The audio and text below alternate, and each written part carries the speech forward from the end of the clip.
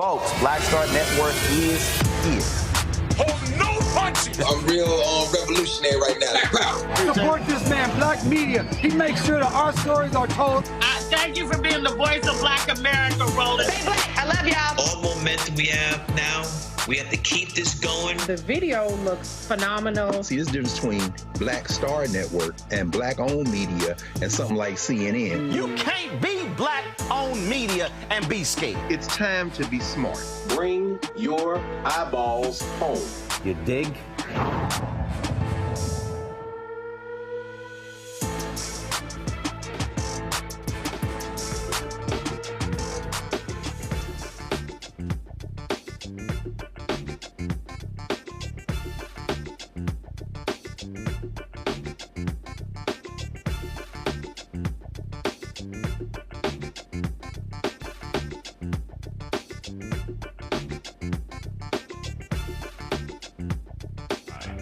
I'm Isaac Hayes III, founder and CEO of Fanbase. Fanbase is a free-to-download, free-to-use, next-generation social media platform that allows anyone to have followers and subscribers on the same page. Fanbase was built through investment dollars from equity crowdfunding from the Jobs Act. People just like you helped build Fanbase, and we're looking for more people to help build Fanbase. We are currently raising $17 million in a Regulation A crowdfund on Start Engine. We've already crossed $2.1 million, but we're looking to raise more capital from people just like you that deserve the opportunity to invest in early stage startups without having to be accredited investors. So right now, I'd like you to go to startengine.com/fanbase and invest. The minimum to invest is $399. That gets you 60 shares of stock in Fanbase right now, today.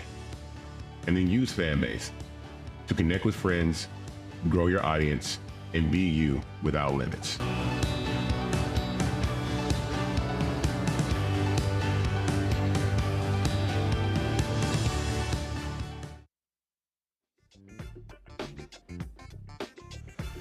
Today is Tuesday, November 28th, 2024. Coming up on Roland Martin Unfiltered, streaming live on the Black Star Network. Well, the usual drama with Trump continues. And guess what? One of his own people literally was trying to charge a potential Treasury Secretary for access to him. They're a band of crooks. He's also proposing tariffs on Canada and Mexico. That, of course, could lead to hikes for everyday goods. But I thought that's why y'all didn't want to vote for Vice President Kamala Harris. Okay. Economist Morgan Harper will be joining us. A Florida judge has sentenced a white woman to 25 years in prison for fatally shooting her black neighbor through a locked door. Conditions at a Virginia Supermax prison are so bad that there are reports of inmates burning themselves to get away from the abuse. Black lawmakers have condemned the conditions at Red Onion State Prison. I'll talk to one delegate who is calling for immediate changes.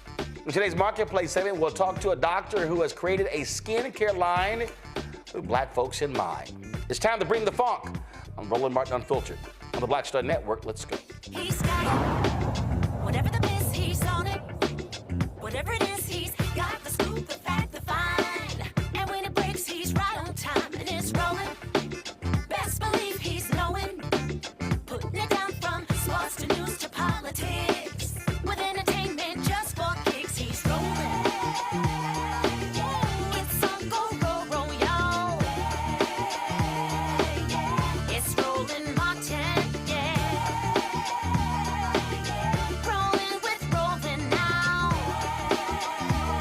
He's funky, he's fresh, he's real, the best, you know he's Roland Martin now.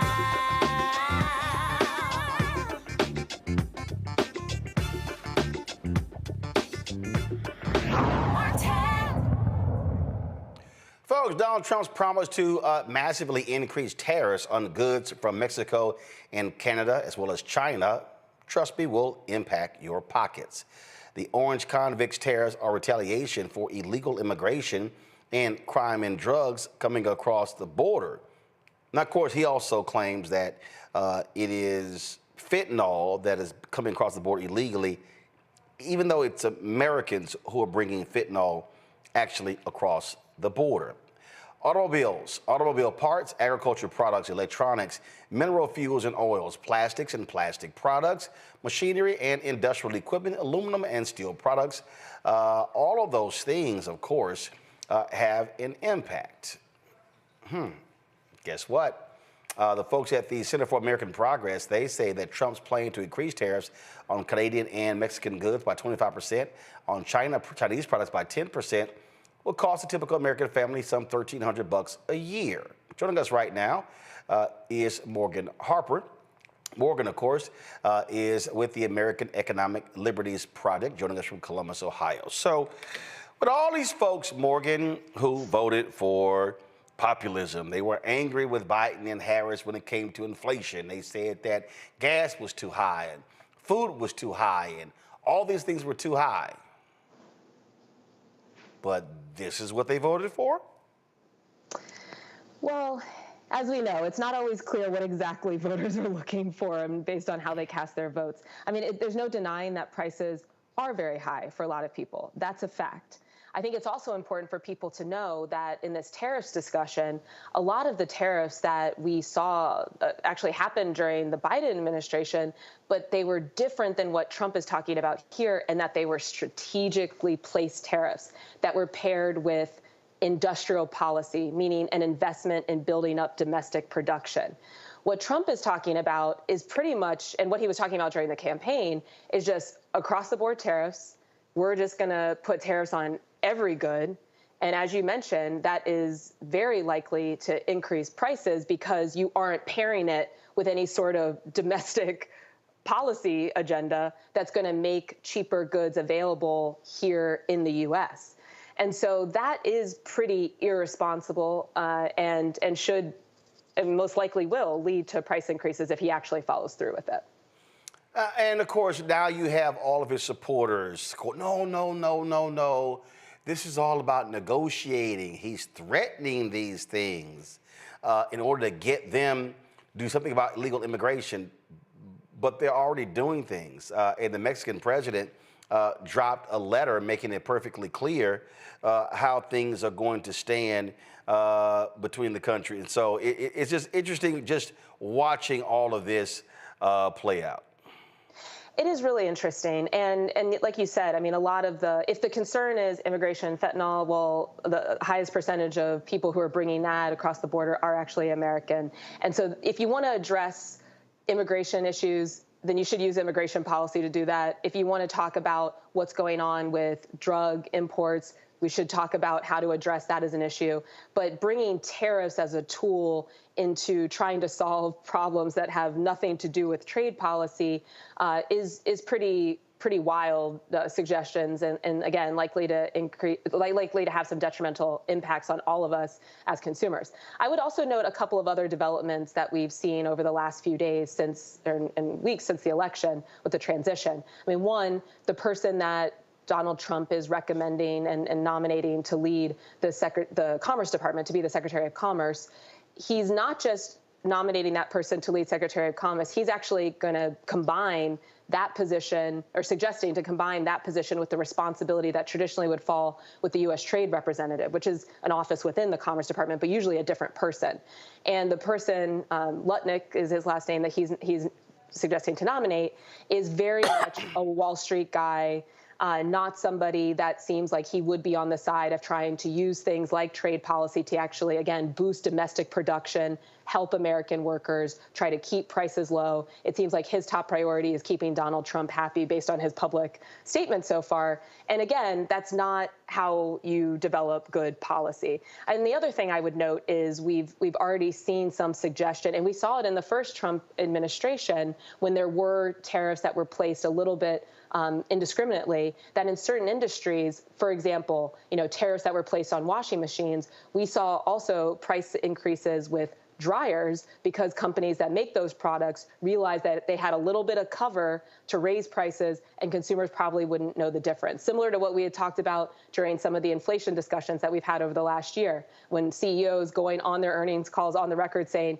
inflation's kind of good for us. Well, tariffs that have no strategy behind them, that are just going to generally increase prices for a lot of goods create an opportunity for corporations that just want to price gouge and raise prices, even if they aren't subject to a particular tariff, to do that, and counting on the American consumer to not know the difference. And also they know that, based on the signals we're seeing so far, that the government's unlikely to do anything about it.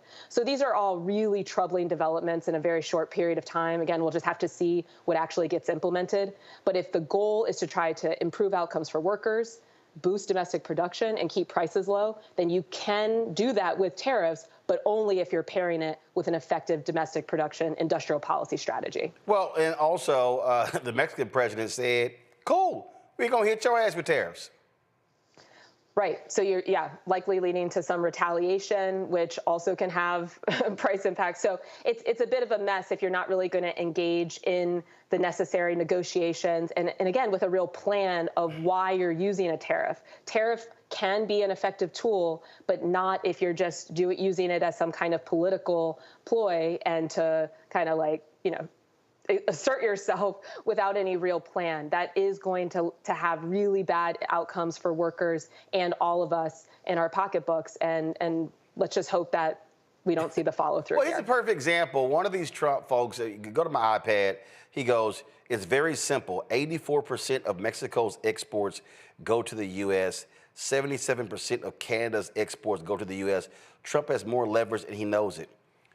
Okay, Morgan, let me just be clear. So, exports to the U.S., meaning products in Mexico going to the U.S.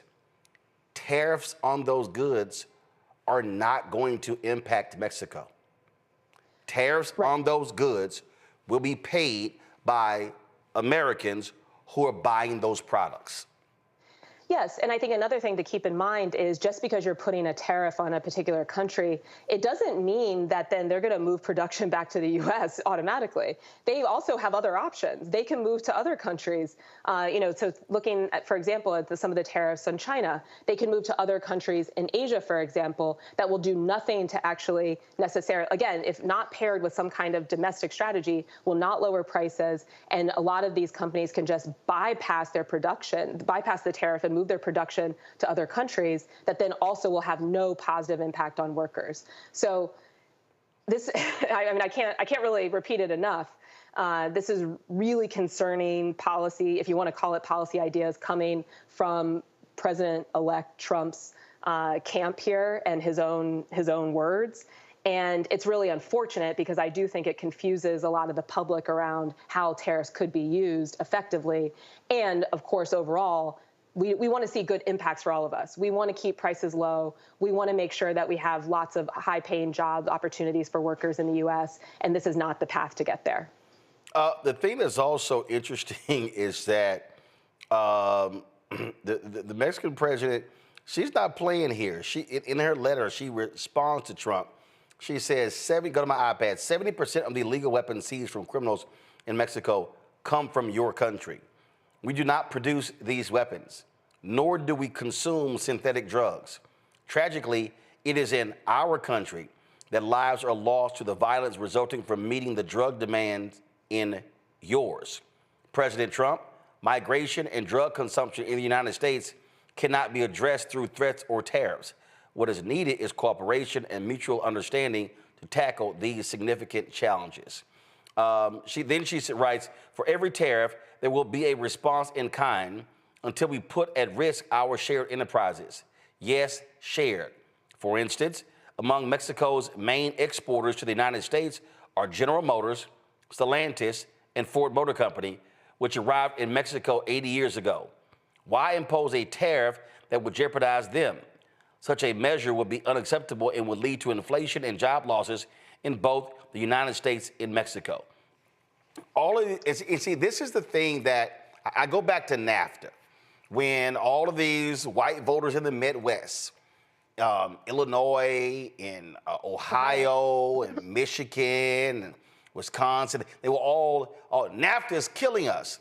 And I kept trying to explain to people, NAFTA is hurting one part of the country, but it's doing well for other states, Texas, New Mexico, Arizona, and others. And so this is the Mexican president said, okay, if you want to go there, let's go. I don't think the Mexican president and the Canadian prime minister are going to be backing down for Donald Trump's threats, because they know he does this and prices spike. That's on him. Yeah, I think listening to you, Roland, it's making me really appreciate just some of the tragedy of the situation, because, look, there's a lot of different views on NAFTA and what the impacts were from that. There has been a lot of, I think, evolution in how both parties are seeing trade policy, including but not limited to the use of tariffs. And we need to be having a real discussion about which takes on trade policy are going to best serve us as a country. Just like we need to have that on controlling fentanyl, just like the Mexican president there is saying in thinking about managing immigration issues. These are not easy topics. But to just continue to use everything as a political opportunity is really, really harmful and kind of missing the whole point. But, but on trade, I mean, there has been a real evolution here. It's like people, even in the Democratic Party want to say, oh, Trump's crazy, he's talking about tariffs. Well, we need to talk about, again, which kind of tariffs. And based on what Trump was doing in his first administration, which some of those, some targeting tariffs that Biden was able to build off on and support EV, speaking of the auto industry, EV manufacturing, support chip production in the U.S., well, those are the types of tariffs that actually can serve the interests of American workers and try eventually to keep prices lower. But this free-for-all of just letting Wall Street cronies run wild and do whatever Trump wants, again, that's not the way that we make good policy, and it's not gonna serve the best interests of the United States. All right, Morgan Harper, we really appreciate it. Thanks a lot. Thanks for having me. Folks, got to go to a break. We come back, we'll chat with my panel. You're watching Roland Martin Unfiltered on the Black Star Network. Don't forget to support the work that we do. Join our Brina Funk fan club. You can contribute via Cash App by using this QR code from Stripe. Simply click Cash App and then make your donation. You can also send your check and money order to P.O. Box 57196, Washington, D.C., 20037 7-0196. PayPal is R Martin Unfiltered. Venmo is RM Unfiltered. Zelle, Roland at RolandSMartin.com. Roland at RolandMartinUnfiltered.com. Don't forget, download the Black Star Network app, Apple phone, Android phone, Apple TV, Android TV, Roku, Amazon Fire TV, Xbox One, Samsung Smart TV. Also, be sure to get a copy of my book, White Fear, How the Browning of America is Making White Folks Lose Their Minds, available at bookstores nationwide. Also, be sure to get your merchandise, Roland Martin Unfiltered merchandise, including our new shirt. Don't blame me. I voted for the black woman. Go to First of all, you can go to blackstarnetwork.com, go to RolandSMartin.com, or you can go directly to RolandMartin.creator-spring.com. And of course, we want you to participate with Fanbase. Of course, the goal is to support this black-owned social media app. You can be an owner. You can get an equity stake. Get more information, go to startengine.com/fanbase. Startengine.com/fanbase. Download the app, but also invest in the app, and that's where you can get it. Back in a moment. Hatred on the streets, a horrific scene, a white nationalist rally that descended into deadly violence. White people are losing their damn minds. As an angry pro-Trump mob storms the U.S. Capitol, we've seen shooting. We're about to see the rise of what I call white minority resistance. We have seen white folks in this country who simply cannot tolerate black folks voting. I think what we're seeing is the inevitable result of violent denial. This is part of American history. Every time that people of color have made progress, whether real or symbolic, there has been what Carol Anderson at Emory University calls white rage as a backlash. This is the rise of the Proud Boys and the Boogaloo Boys. America, there's going to be more of this. Here's all the Proud Boys, guys. This country is getting increasingly racist in its behaviors and its attitudes because of the fear of white people. The fear that they're taking our jobs, they're taking our resources, they're taking our women. This is white fear.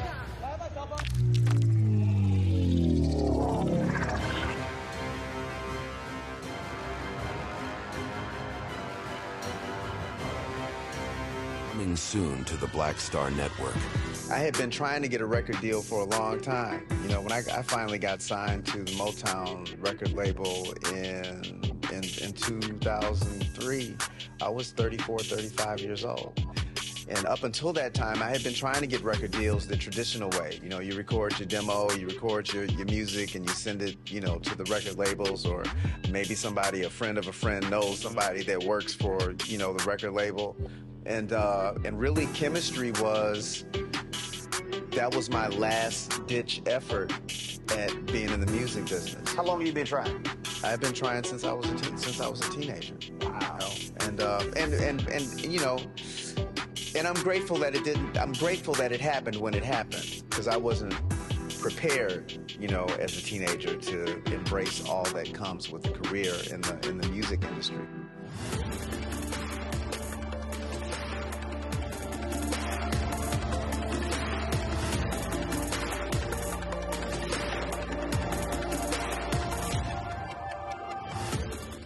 Look, Fanbase is more than a platform. It's a movement to empower creators, offering a unique opportunity for everyday people to invest in Black-owned tech, infrastructure, and help shape the future of social media.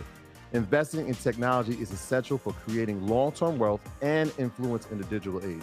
The Black community must not only consume tech, we must own it. Discover how equity crowdfunding can serve as a powerful tool for funding Black businesses, allowing entrepreneurs to raise capital directly through their community through the Jobs Act.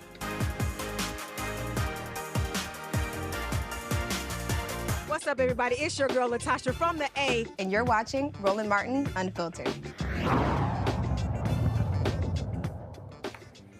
All right, folks, let's welcome our panel. Dr. Mustafa Santiago Ali, former senior advisor for environmental justice at the EPA. Joining us from D.C., Randy Bryant, DEI disruptor. Joining us from D.C., Joe Richardson, civil rights attorney. Joining us from Los Angeles. Mustafa, I'll start with you. It is, I'm telling you, listen, y'all might as well get used to hearing Scarface's No Tears, because I'm going to be playing that a lot over the next 4 years. Donald Trump slaps these tariffs on these goods, and all of these people who are whining about prices under Biden-Harris, who are whining about inflation, who are whining about paying too much, I'm just going to sit here and say, what did the homeboy say? It's above me now. Yeah, I mean, that's real. And, you know, the interesting thing is that it's not like the economists waited until this moment to share with folks how this is such a bad idea. You know, they were sharing this information. The top economists were sharing that this was going to have significant impacts on our economy. And, you know, the question always is that, you know, we know billionaires and millionaires, they are never going to be impacted. They're not worried about how much the light bill costs of putting food on the table. But for everyday folks, you have to ask the question, how is this going to impact you? And in a sense, folks, when they voted, said that they cared about the prices of food. It's a curious matter because we know that these tariffs, which are really taxes, are going to increase the things that you said that you cared about, you know, whether it is bread or milk or eggs, those different types of things, then the price is going to go up. The other part of it is, you know, we also talk about the gas was too high. Well, we know that these tariffs also, economists have said, can add an additional 25 to 75 cents in a minimum way to what you're already paying. Of course, you know, the price of gas can even go up even higher. So the question becomes, moving outside of sort of looking at these issues in a vacuum, the other things that this Trump administration is talking about. So if you know that the prices of foods are already significantly higher, and then this will raise that price. And they also have said that the climate crisis, that they're no longer going to work on that. So we know that that will also increase the price of food. And we also know that they said they're going to round up a whole bunch of people who are in the agricultural industry and send them back home. So then once again, that's going to raise the price of food. So tariffs have a significant impact, and they also have ripples to all these other sets of actions that they said that they're going to do. It is, again, just surprising watching these people. And what they forget, Randy, they forget Trump did these tariffs when he was last there. And guess what? He destroyed soybean and other farms. The American taxpayers had to spend $25 billion in subsidies called welfare, to help them because of the tariffs. China didn't pay that. Americans did. Right. But when it comes to Trump, what I have found is that people have very short memories. I mean, when he left office, he had the ratings, the lowest ratings of any president ever. But people didn't remember that when they put him in office again. And so, again, just like you're saying, they have forgotten the tariffs he had before and what the effect was then. Also, I believe because he talks so much trash, right? That we have a leader that you don't know when he's bluffing or when he's serious, which certainly is not a good form of leadership. Because when he first came out, he said that he was talking about 60% tariffs in China, and he's now backing away from that very slowly. So, no one even knows when he's speaking the truth about what he's going to do or when he's just talking a big game. And then lastly, yes, I mean, you talk about we have this idea that America, and people who voted for Trump have this idea that America is the big and the best, and nobody can challenge us, and we can do whatever we want, and that we can just bully people into doing what we want to do. And I like how the president of Mexico came back and said, wait a minute, shorty, wait a minute, let's look at this a little bit. I mean, and how it would affect us, But unfortunately, it seems like the people who voted for Trump don't look at facts. I mean, they don't look at the fact that we get like almost 35% of our produce from Mexico and Canada. So if there are tariffs on that, that's gonna hurt us in some form or fashion. We're gonna feel it. And even if we don't feel it where you're paying more, I promise you that restaurants, those food service, those things that we like, we're gonna be getting less. So all of a sudden, I don't know what a Big Mac has on it. When it doesn't have tomato and lettuce on it, but they're charging the same prices, that's why. Oh, listen, Joe, again, for all these people, they kept blaming all of these things on President Biden, Vice President Harris. Guess what? This is what y'all voted for. So don't come back with buyer's remorse, because y'all fell for the okie doke and the lies. And he was lying to you. But they said, oh, we'll ignore the lies from the serial liar. Yeah, and, they're going to get you coming in and they're going to get you going out. We forget, the part that we alluded to a little bit, you did in the interview, is the fact that corporations are okay with raising prices anyway, falsely setting it up as if it's an issue that the Biden administration was responsible for, the fact that corporations decide to get together and raise prices on their own, to everyone's detriment.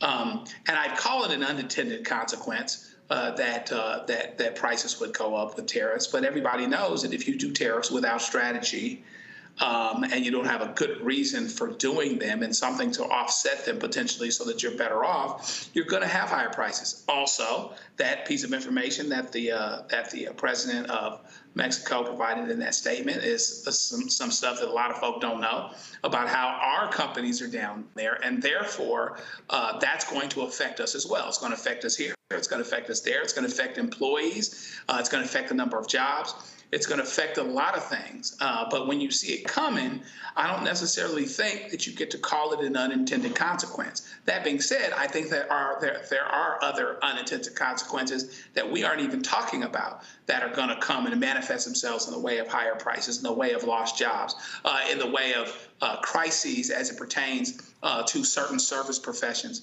not having people fill in because the Trump administration seems to be hell-bent on doing this thing for retribution kind of purpose. But it's going to end up being a very serious problem that's going to have both the intended consequences that economists would tell you. I mean, Walmart's telling you they're going to raise prices, and unintended consequences too. As I said, it's above me now. Sorry. It's above me now. And I'm telling y'all, I'm aware for the next 4 years, don't pull it up, y'all. Don't blame me. I voted for the black woman. I'm aware of that the next 4 years. And so when they start running their mouths, hey, don't blame me. I voted for the black woman. Just want to let y'all know. All right, got to go to a break. We come back. We're going to talk about white woman in Florida. Oh, kill that sister? Her sorry ass about to sit in prison for a little while. Also, we'll talk about a case out of Kansas City as well. Plus, oh, y'all, poor Rudy Giuliani. He was in court today, and he said, I don't have any money. They're trying to take my car. They're taking all of my stuff. You shouldn't have talked shit about those two black women in Georgia. So, again, Rudy, no tears. I'll be back on Roland Martin Unfiltered.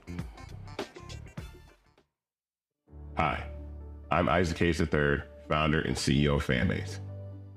Fanbase is a free-to-download, free-to-use, next-generation social media platform that allows anyone to have followers and subscribers on the same page. Fanbase was built through investment dollars from equity crowdfunding from the Jobs Act. People just like you help build Fanbase, and we're looking for more people to help build Fanbase. We are currently raising $17 million in a Regulation A crowdfund on Start Engine. We've already crossed $2.1 million, but we're looking to raise more capital from people just like you that deserve the opportunity to invest in early-stage startups without having to be accredited investors. So right now, I'd like you to go to startengine.com/fanbase and invest. The minimum to invest is $399. That gets you 60 shares of stock in Fanbase right now, today. And then use Fanbase to connect with friends, grow your audience, and be you without limits.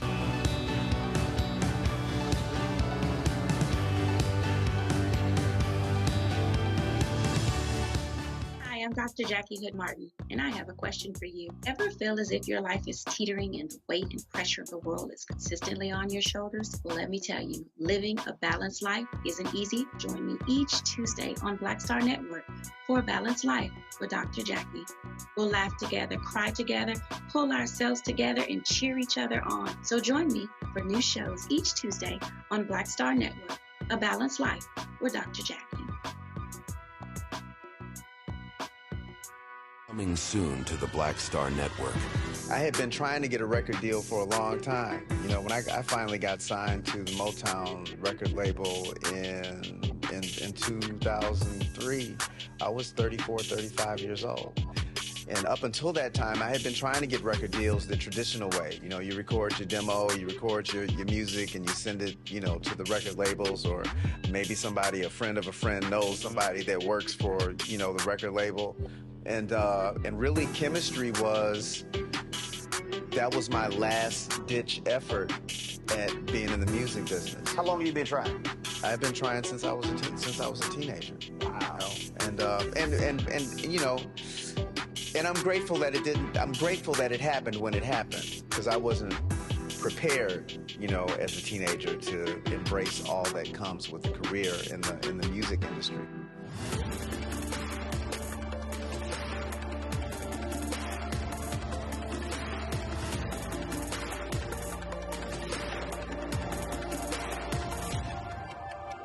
Russell L. Honoré, Lieutenant General, United States Army, retired, and you're watching Roland Martin Unfiltered.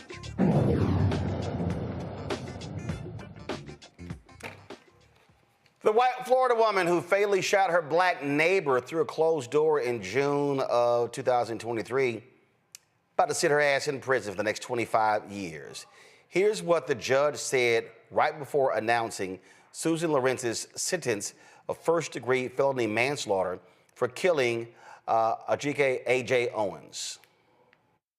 I'm primarily looking at the harm inflicted upon not only the victim, who of course lost her life, but her family. She has 4 children, all of whom were present during the offense or somewhere in the general vicinity, or at least home. It certainly will have a traumatic impact on their lives for the rest of their lives. They'll live their whole lives without their mother, which I think is a very significant harm inflicted upon them by Ms. Lawrence. When I look at the nature of the offense, you know, I find that the shooting was completely unnecessary in this case. Ms. Lawrence was behind the door was locked. She had already called law enforcement. They were en route. She knew they were en route. She was in a relatively safe position. For some reason, she went into her room and found a gun.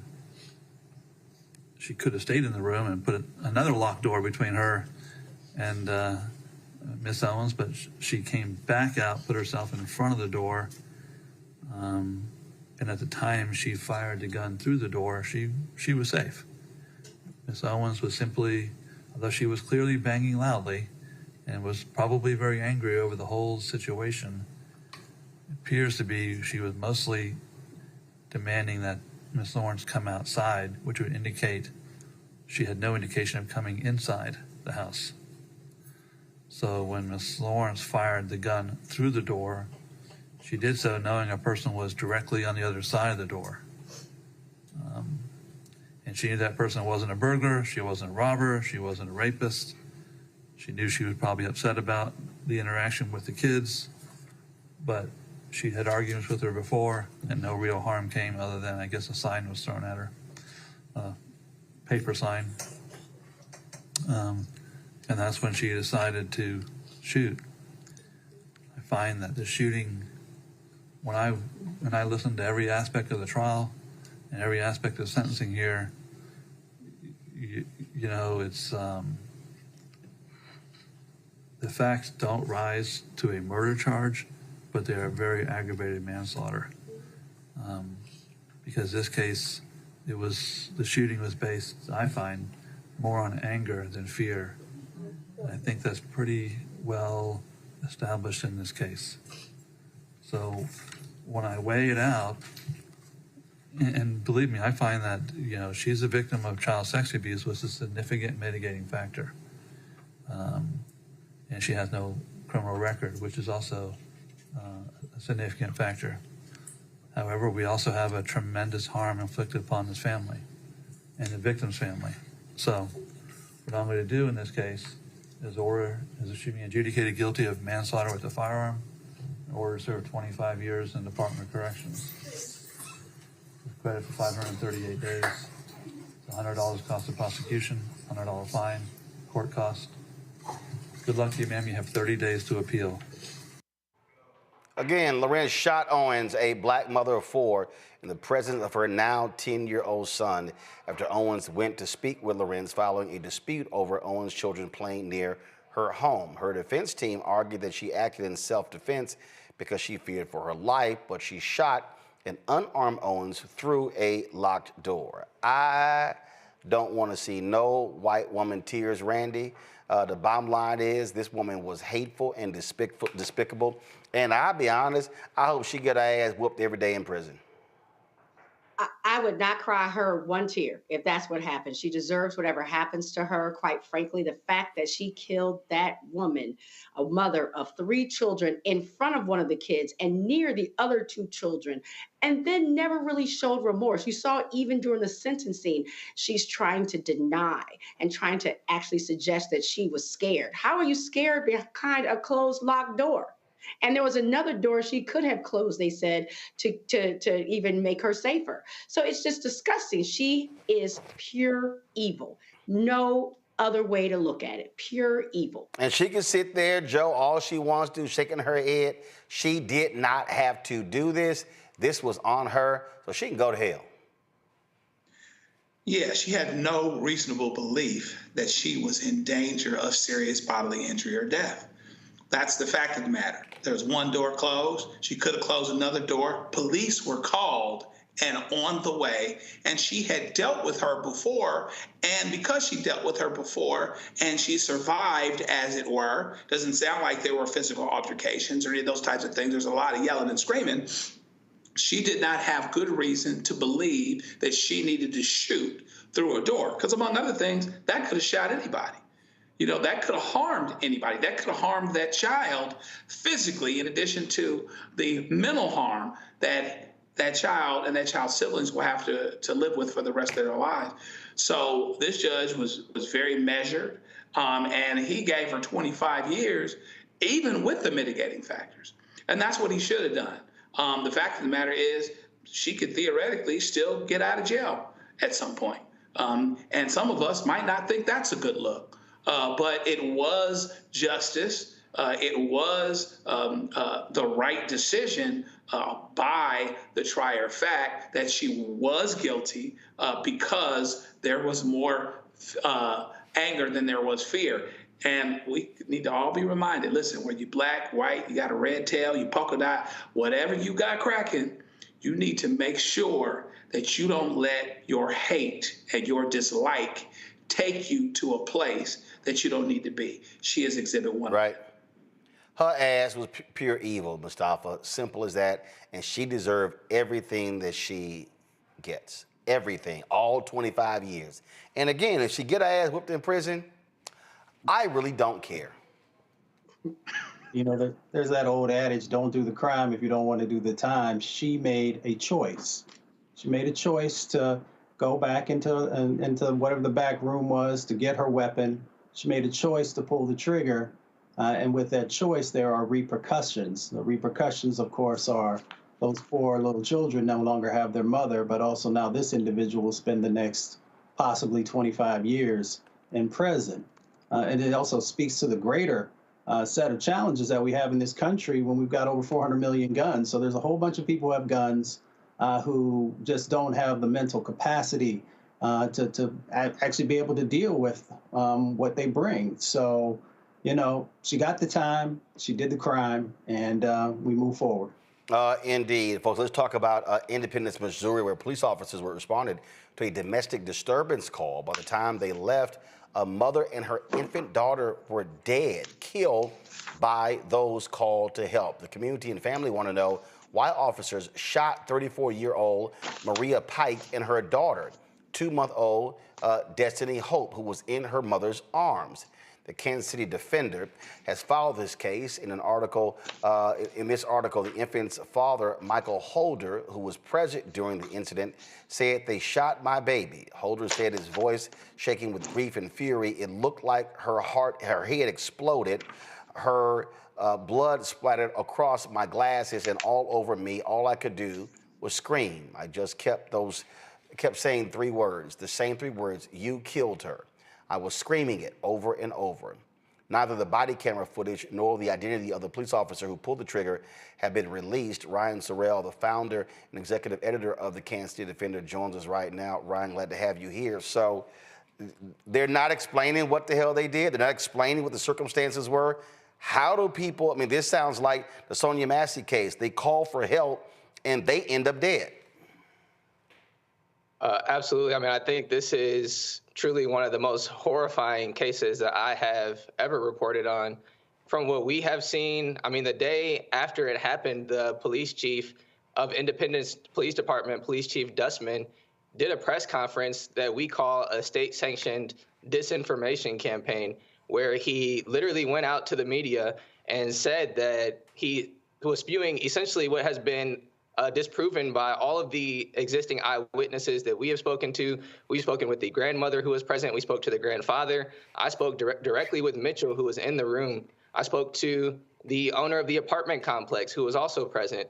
Everybody has said that they did not see Maria have any weapon in her arm, yet the police chief espoused that allegedly Maria had a knife in her hand, which he tried to make that seem as if that would justify the fact that the police ran into this apartment with military-grade assault rifles, knowing there was a baby present, and ultimately shot this baby Destiny, in her head while she was being held in her mother's arms. And then when her mother jumped up, they shot Maria as well. And so this is just absolutely horrifying. The police are not releasing any details whatsoever.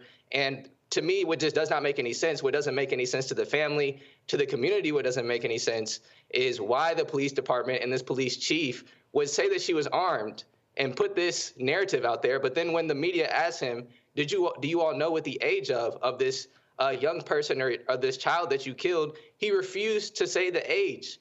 He said, I'm not going to get into that. So why is he able to get into whether or not he says that she's armed, but he's not able to, and to this day, they still have not confirmed whether or not they killed this infant. And the only reason we know about it is because the family has told us. First of all, it was, okay, who called them, and was it domestic violence in that household or somewhere else? Correct. Yes, it was so it pretty much all started when the grandmother, which is Mitchell. Mitchell is the father of baby Destiny, and Mitchell's mother, so the grandmother, was assaulted by Maria. Maria is the mother of baby Destiny. And so the grandmother goes outside, she calls the police, and she wants to press charges against Maria. And the police arrive, and they ask the grandmother, they say, are there any weapons present upstairs? And the grandmother says, no, there are not any weapons present upstairs. All I want her to do is be arrested for assault. And then she also tells the police there is a baby upstairs. So she warns them that there is an infant inside of the apartment building. And then the police go upstairs. They actually go into the wrong apartment. They go into someone else's apartment. And I spoke directly to this person named Bug. And they busted into Bug's apartment. So they go into the wrong apartment with these assault weapons. Once again, they point them directly at Bug. They're screaming at Bug, saying, what did you do with my officer? Where is my officer? And Bug is screaming back at them, you have the wrong apartment. And this goes on for about 30 seconds until they finally realize they're in the wrong apartment, and they just run out. They don't apologize or anything. They run out, and they go to supposedly what is the correct apartment. And Mitchell, I spoke directly with Mitchell as well, who's the father of Destiny. And Mitchell says that he asked the police, can they talk outside the door? Because he didn't want the police to come inside of his apartment with their guns out like that. And despite his pleas for the police to stay outside of his door, they barge into the door, and that's when the altercation happened. Well, we certainly would love to get more information. And as usual, when they don't release body cam footage, when they don't release a name and don't release details, that means the cops screwed up. That's exactly what it means. So, all right, then. We certainly appreciate it, Ryan. Thanks a lot. Folks, going to a break. We come back. Oh, Rudy Giuliani, y'all. He is crying. He just doesn't know what to do because they're taking all of his money. Well, that's what happens when you absolutely lie on Black Georgia workers. And then you keep defaming them. And then you keep defaming them. And then you keep defaming them. So, shut up. Folks, support our work. Join the Bring the Funk fan club. If you want to give via Cash App, do so via Stripe and this QR code. You can use it right here. Also, send your check and money order to P.O. Box 57196, Washington, D.C. 20037 7-0196. Of course, PayPal, R. Martin Unfiltered. Venmo is RM Unfiltered. Zelle, Roland at RolandSMartin.com. Roland at RolandMartinUnfiltered.com. We'll be right back. Coming soon to the Black Star Network. I had been trying to get a record deal for a long time. You know, when I finally got signed to the Motown record label in 2003, I was 34, 35 years old. And up until that time, I had been trying to get record deals the traditional way. You know, you record your demo, you record your music, and you send it, you know, to the record labels, or maybe somebody, a friend of a friend, knows somebody that works for, you know, the record label. And really, chemistry was my last-ditch effort at being in the music business. How long have you been trying? I've been trying since I was a teenager. Wow. You know? And you know, and I'm grateful that it didn't. I'm grateful that it happened when it happened, because I wasn't prepared, you know, as a teenager to embrace all that comes with a career in the music industry.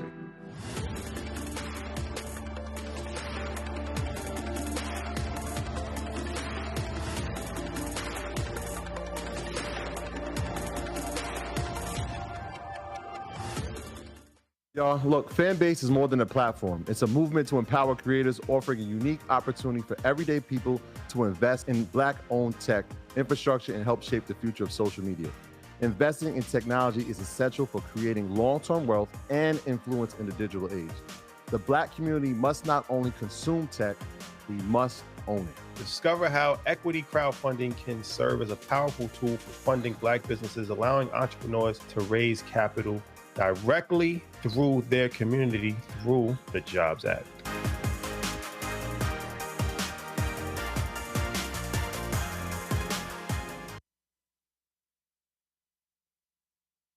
Hi, I'm Dr. Jackie Hood Martin, and I have a question for you. Ever feel as if your life is teetering and the weight and pressure of the world is consistently on your shoulders? Well, let me tell you, living a balanced life isn't easy. Join me each Tuesday on Black Star Network for A Balanced Life with Dr. Jackie.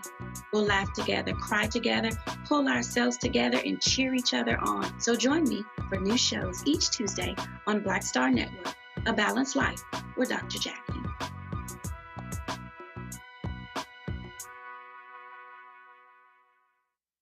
Hello, I'm Marissa Mitchell, a news anchor at Fox 5 DC. Hey, what's up? It's Tammy Roman, and you are watching Roland Martin Unfiltered.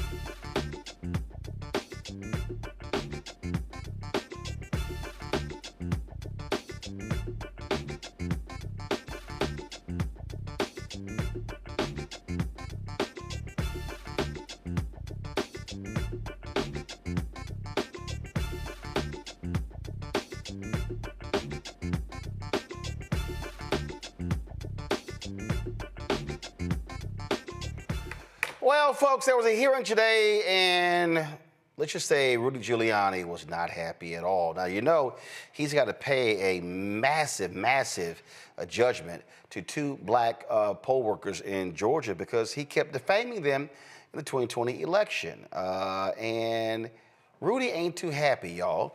And the judge was kicking his ass today saying, where's the title for your Mercedes-Benz? And then he goes outside of court, and y'all, and listen to this. If y'all want to see white tears, check this out. Reality is, I have no cash. It's all tied up. So right now, if I wanted to call a taxi cab, I can't do it. I don't have a credit card. I don't have a checking account. I have no place I can go take cash out except a little bit that I saved, and it's getting down to almost nothing. I have a business. I can do business expenses, but I'm very careful about that because God forbid I should make a mistake between a personal and a business expense. Unlike Hunter Biden, I go to jail right away. Oh, really? So you think that that's going to work? Y'all, he started going at the judge. The judge was like, sit your ass down. Joe, no tears. Rudy Giuliani continually defamed these sisters, and now he's pissed because they snatching everything. His son, my dad's going to have to give up his World Series collections. Yes, bring that shit here. Oh, but his collection of watches, come on, bring that here. They taking everything, sell everything. Yo, leave his ass butt naked. Sell his suits, sell his shoes, sell everything. This is what you get when you show your ass and you act a fool. And they kept telling you, say, dog, stop lying. No, he kept lying. He kept lying. He kept defaming them. And what's so stupid?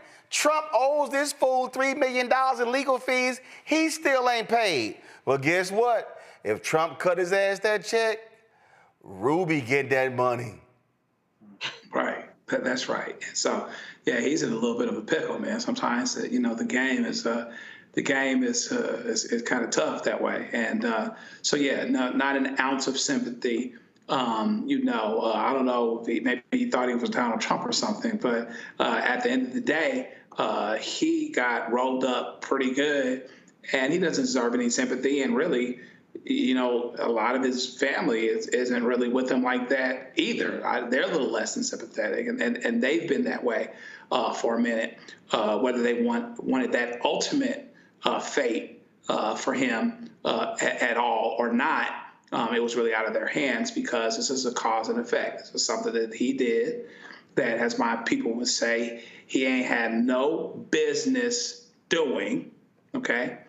Got busted on it and has an incredible judgment that he doesn't have the ability to pay, or at the least it starts with his possessions. And that's how it goes when you get yourself in so much trouble that you get a judgment that you can't cover. So I don't have an ounce of sympathy for him, and I hope they continue to juice him like a sun kiss. He's sitting here whining, Mustafa, because today's hearing is about setting a date for a January trial. And the judge jammed up saying, yo, man, why you didn't turn a 1980 Mercedes over? And so he's mad. He's upset. I love this line from give me 1 second. The courtroom. I love all the different the sketch artists that took place. Yeah, let me see. Maybe I can show this to y'all. I love this here. He was so upset. This sketch artist right here just nailed it. Look at Rudy sitting there, just mad, all upset. Mustafa. Well, Rudy, guess what? You wrote checks. Now your ass couldn't cash. Now it's on you, player. Yeah, well, he's mad because his privilege didn't allow him to be protected in the way that he thought that it would. He thought that he could be able to do and say whatever he wanted, and there would be no repercussions for that. It's interesting because so many folks continue to focus on him. So one, it's interesting that his crew ain't showed up for him. Not only Donald Trump, but you've seen in the past when we've had these folks who are on the MAGA side of the equation, and when they do something, how all these people show up and pay their legal fees and all this other type of stuff. So that should also tell you something about how that group of people feel about him, that he is a detriment to the things that they're trying to do, even as egregious as they are. The other impact, or the other thing that you got to talk about, is that, these two black women who are doing their job, right, trying to make sure that democracy worked the way that it's supposed to work, this individual decided that he would both, help to perpetuate both physical and mental impacts on them. And he just kept fanning the flames and kept fanning the flames and kept fanning the flames. So, they're getting death threats. They're getting all these different types of things. They can't leave their homes. And then you've got the mental health aspect of that weight that they had to continue to carry. So every dollar that they are receiving, they deserve. Because this individual decided that, he was above the law and that he could do and say whatever he wanted. So I'm glad that he got checked. And I hope all the other folks who continue to do these types of things also have to go in their pockets to make sure that they are reimbursing folks for their time, for the mental health, and for the physical things that they have to go through. I love this here, Randy, quote, because the judge was jamming him up about getting a title. Your client is a competent person. He was the U.S. attorney in this district. The notion that he can't apply for a title certificate and then Giuliani then cuts him off. I did apply for it. What am I supposed to do? Make it up myself? Your implication that I have not been diligent about it is totally incorrect. Well, you made up stuff about the two workers. And then he cried poverty. I'm not impoverished. Everything I have is tied up. I don't have a car. I don't have a credit card. I don't have cash. And I love this sketch artist right here. Arms folded, all upset, mad, and angry. I don't know who that is, a black dude or was a white guy standing next to him. I don't know who that is. Then he claimed, first of all, he's very good at this. He claimed without providing evidence, someone had placed what he called a stop order on his Social Security account. And the judge said, I had enough of this. Judge said, next time, he's not going to be permitted to speak and the court will take action. Your client can either represent himself by counsel or appear pro se. He can't do both. And then the judge says the cars and the keys without the title is meaningless. Oh, and this is that Mercedes right here. So sorry, Rudy, you're going to have to suck this thing up. And then the judge denied his bid to push back a January 16th trial of whether he can hang on to some of his prized possessions. Remember, he also is appealing the case. He's been disbarred as well. And so, oh well, sorry, Randy. I have zero sympathy for that Trump suck-up. And it's very fascinating to watch someone crumble in front of us because he is so accustomed to privilege. This man is 80 years old, and for most of his life, he has gotten away with this sort of behavior because of privilege. And now he is becoming this victim in front of us, and we're supposed to feel sorry for him. I mean, I guess he expects some people to get a GoFundMe for his $148 million debt. But yeah, I think his gasket is flabbered. He just cannot believe this is happening to him. But he's getting exactly what he deserves to get. I am very proud of those two women for actually standing up and pressing charges, because a lot of people would not have. They would have complained about it, but they would not have said, we are going to file charges against this very powerful man. So good for him. And, I want to get my popcorn and watch him, cry and beg a little bit more. I love this here. He wants to delay the trial. It's supposed to be January 16th. And then his attorney said argument for delaying the trial was that he'd like the case to be resolved in time for him to attend the inauguration. And then Staten Island attorney Joseph Camarata claimed Giuliani has an involvement with the inauguration and that he regularly consults with Trump. The judge was like, I'm sorry, your social calendar does not represent good cause to grant a delay. Oh my goodness, I love it. That white privilege ain't working. That federal judge like, nah, player, we gonna have this trial January 16th. And your ass about to pay up. So I want these two sisters to snatch everything. In fact, I would love, because when they get their hands on his penthouse in New York, I say we throw a party in that bad boy. Mm-hmm. I say, that's real tough, I'm straight. Yeah, I will live stream. I will live stream a show in that sucker. I'm telling y'all right now. And then let's all drive around Georgia in that car. And so I take everything. Ruby and Shay, y'all hit me up. When y'all take custody of that apartment, I will do Roland Martin Unfiltered from that apartment.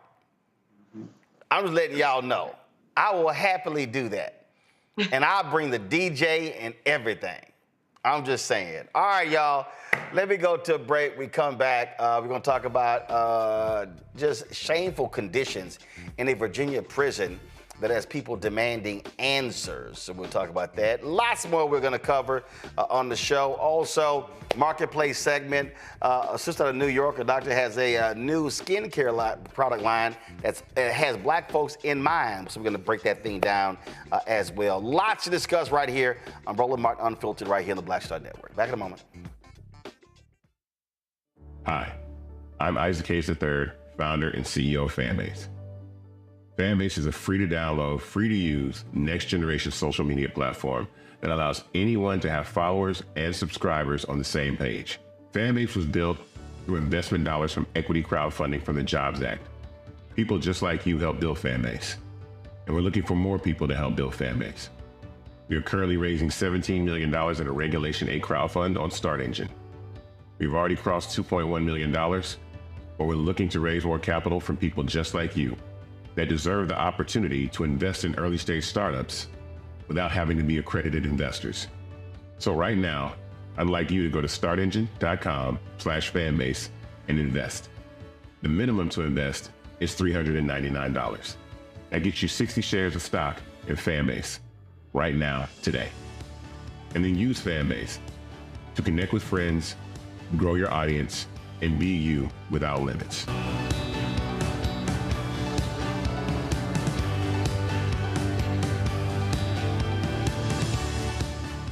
Soon to the Black Star Network. I had been trying to get a record deal for a long time. You know, when I finally got signed to the Motown record label in 2003, I was 34, 35 years old. And up until that time, I had been trying to get record deals the traditional way. You know, you record your demo, you record your music, and you send it, to the record labels, or maybe somebody, a friend of a friend, knows somebody that works for, the record label. And really, chemistry was my last-ditch effort at being in the music business. How long have you been trying? I've been trying since I was a teenager. Wow. And And I'm grateful that it didn't. I'm grateful that it happened when it happened, because I wasn't prepared, you know, as a teenager to embrace all that comes with a career in the music industry.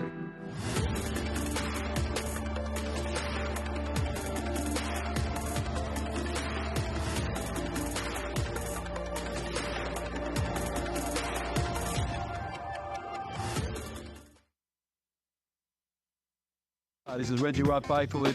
You're watching Roland Martin, unfiltered, uncut, unplugged, and undamn believable. You hear me? 6 folks have burned themselves at Virginia's Supermax Red Onion State Prison since the start of the year. Allegations of abuse have been piling up since the prison opened in 1998. The Human Rights Watch and Amnesty International have released reports citing human rights violations. More than 2/3 of the inmates are held in solitary confinement for 23 hours a day, ranging from 2 weeks to 14 years. According to a 2018 lawsuit, one man allegedly hallucinated and spoke with his dead parents while kept in solitary for more than 12 years. In another case, a man isolated for over 600 days started to speak in numbers, lost more than 30 pounds, and signed his name with a series of random letters. The DOC settled both lawsuits. Virginia's Legislative Black Caucus wrote a letter condemning the inhumane conditions at the prison. Delegate Ray Cousins joins us now from Richmond. So, first and foremost, we've seen where the Department of Justice has come in and investigated state prisons. And we just saw what they just did in Fulton County, the jail there. Have y'all called for the DOJ to come in to investigate this prison and other prisons in Virginia? So the Legislative Black Caucus has not called on the DOJ to investigate, but we are calling on the Department of Corrections, a Budsman office, which we established here in Virginia earlier this year, to provide oversight to correctional facilities and to investigate complaints like this. I also spoke to our House Public Safety Committee Chair, Marcus Simon, and we are, and I'm a member of that committee, and we will be holding an investigatory hearing within the next couple months, if not the next month or so. Have you heard from the governor? Have you heard from the head of the Department of Corrections? What have they said to these allegations? We have not heard from the governor. We just issued the press release this morning, and we expect to hopefully have those conversations within the next few days. So have y'all confirmed these stories of these prisoners burning themselves?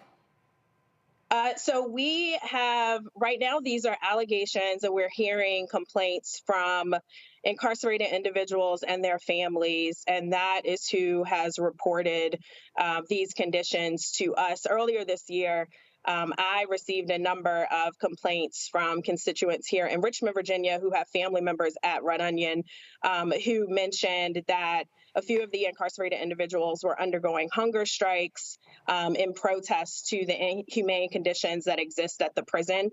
And then more recently, we've received reports about incarcerated individuals lighting themselves on fire in protest. And so these are still very fresh and new allegations, and we are working to get to the bottom of that. We're calling on the governor. We're calling on the Virginia Department of Corrections, Director Dotson. Also, as I mentioned, the Ombudsman's office that we established here to investigate these allegations. Whose district is this prison in, and what does that representative had to say? So this prison is located in Southwest Virginia. It's actually on Red Onion Mountain.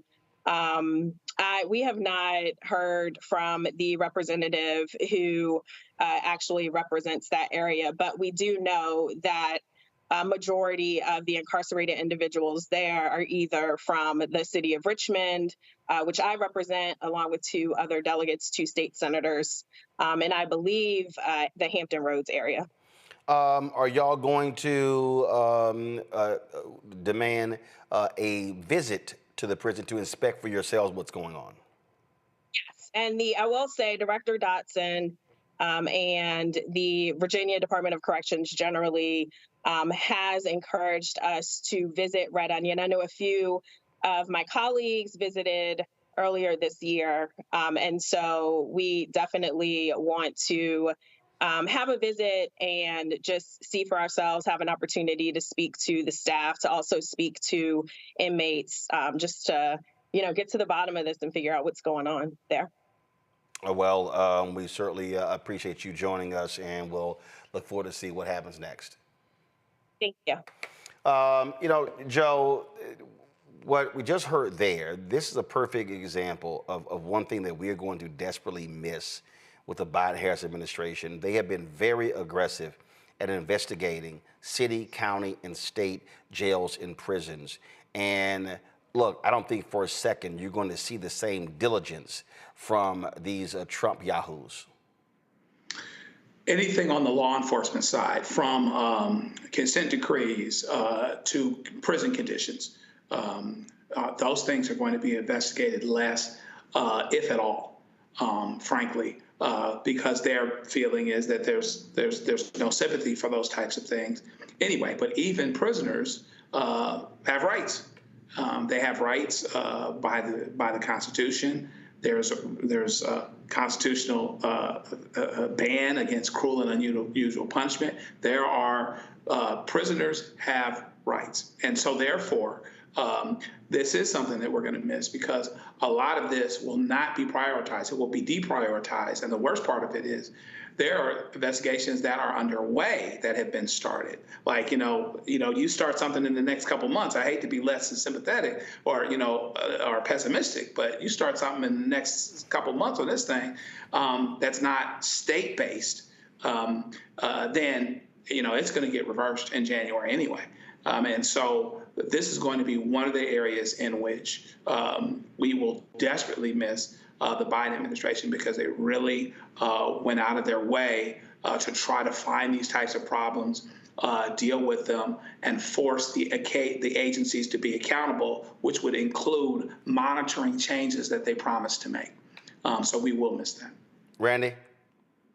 It's very concerning, because what you realize is that, one, when you have a prison guard, the qualifications for them to have these jobs are pretty minimal, and they're not tested to see what there's not a psychological test to see where they are. So some people take these jobs really with the focus on being able to assert some sort of cruelty on people. And they do not see these prisoners as people. So it's very scary that there will be no oversight to ensure that these people, very real people, are at least treated with a level of humanity, just like you said. Mustafa? I mean, the state prison system is, it holds the largest amount of people. Almost 1 million folks are incarcerated in the state prison system. So we should just understand, the totality of how many folks are being impacted here. And then the other thing is that folks have continued to whittle away at the resources that are necessary to make sure that when someone is incarcerated, that they have the opportunity to come out better off than when they went in. And I believe, and folks should fact check this, that Ben Klein is actually the individual, I think it's the 6th district down there in Virginia, and he actually sits on the Judiciary Committee. So, they should be taking a look at what's going on in this particular situation and others across the country. So we've known for quite a while that our state prison system has many cracks in it. Some would say that it's broken. But unfortunately, we probably over the next 4 years will not have an administration that actually wants to do what's necessary to fix this. All right, folks, got to go to break. We come back. Walmart scraps its DEI program. We told y'all this was going to happen. We warned y'all these things were going to happen, and so we're going to talk about it as well. And so can't wait to do that. I know Randy got a couple of things to say about that. All right, folks, support the work that we do. This is also one of the reasons why, because these companies, look, Walmart ain't never took an ad out with us. And don't think we haven't tried. Publicis was their ad agency, and they ain't done a damn thing with us. So here you go. So, but this is how these companies are. So I guess they definitely not going to be doing anything now. just say Shuttering DEI. Support us, of course, via Cash App. You can give via the Stripe app. Use the QR code right there. Send your check and money order. P.O. Box 57196. Washington, D.C. 20037-0196. PayPal is R Martin Unfiltered. Venmo is RM Unfiltered. Zelle, Roland at RolandSMartin.com. Roland at RolandMartinUnfiltered.com. We'll be right back. What's up, y'all? Look, Fanbase is more than a platform. It's a movement to empower creators, offering a unique opportunity for everyday people to invest in Black-owned tech, infrastructure, and help shape the future of social media. Investing in technology is essential for creating long-term wealth and influence in the digital age. The Black community must not only consume tech, we must own it. Discover how equity crowdfunding can serve as a powerful tool for funding Black businesses, allowing entrepreneurs to raise capital directly through their community through the Jobs Act.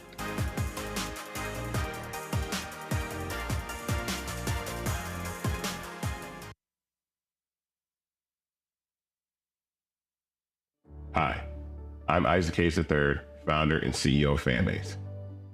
Fanbase is a free-to-download, free-to-use, next-generation social media platform that allows anyone to have followers and subscribers on the same page.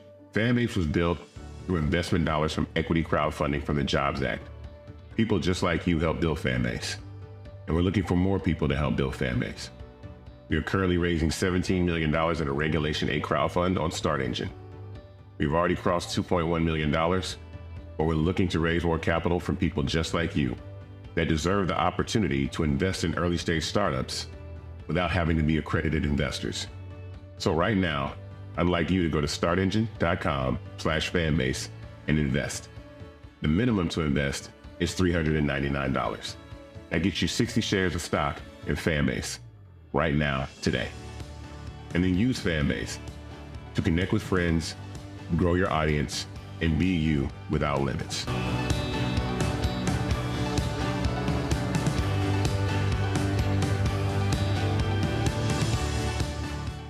This is Tamala Mann. And this is David Mann. And you're watching Roland Martin Unfiltered.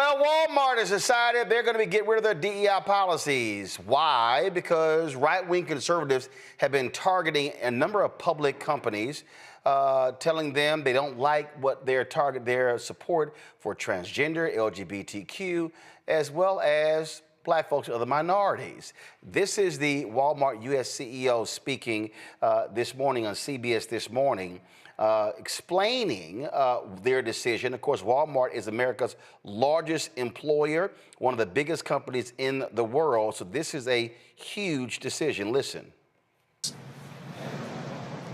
Well, first of all, good morning and thanks for having me. It's great to be here. I'm in Houston, Texas, in our Friendswood location, so it's exciting to be in the store this time of year. First, let me say, like many companies all across the United States, we've been on a journey and we continue to be on a journey. And what we're trying to do is to ensure that every customer, every associate feels welcome here to shop and to feel like they belong. And that term belong, we've been talking about belonging now for almost 2 years. Early 2023, we started talking about belonging. And we're going to continue to make the best decisions we can that makes everyone, our customers, our associates, feel like this is an environment they can shop in and thrive in.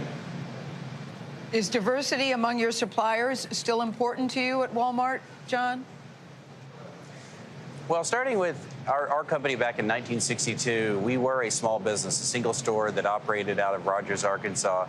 And so we'll continue to do the things that we can do to ensure that small suppliers have a path to being successful, not only at Walmart, but in their business in total. You know, every year we really focus on made in the USA. About 2/3 of what we sell is either made, grown, or assembled right here in the United States. We have a program every summer called Open Call, where we welcome in small suppliers and we welcome in people that have an idea, that are an entrepreneur and they want to learn. So we're going to continue to lean into ensuring that we provide the very best pathways for small businesses, our suppliers, to be successful here in the store. If I had more time, I could take you around the store and show you a few of those examples, but there are a lot of them and there'll continue to be more.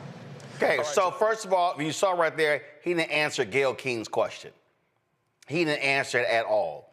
There also was this $100 million initiative that they had announced after the death of George Floyd. They're getting rid of that. It was they also were funding what it was called a Center for Racial Equity, a nonprofit that Walmart launched in 2020. Supposed to be a 5-year initiative, and so that's also being shuttered. Let's just be real, Randy. What's going on here? This is a part of the attack against critical race theory, part of the attack on affirmative action. This is all about the right-wing agenda. They have been targeting Harley Davidson, John Deere, numerous companies. They've been targeting law firms. This is what this is all about. And the problem is corporate America. They're showing how gutless they are.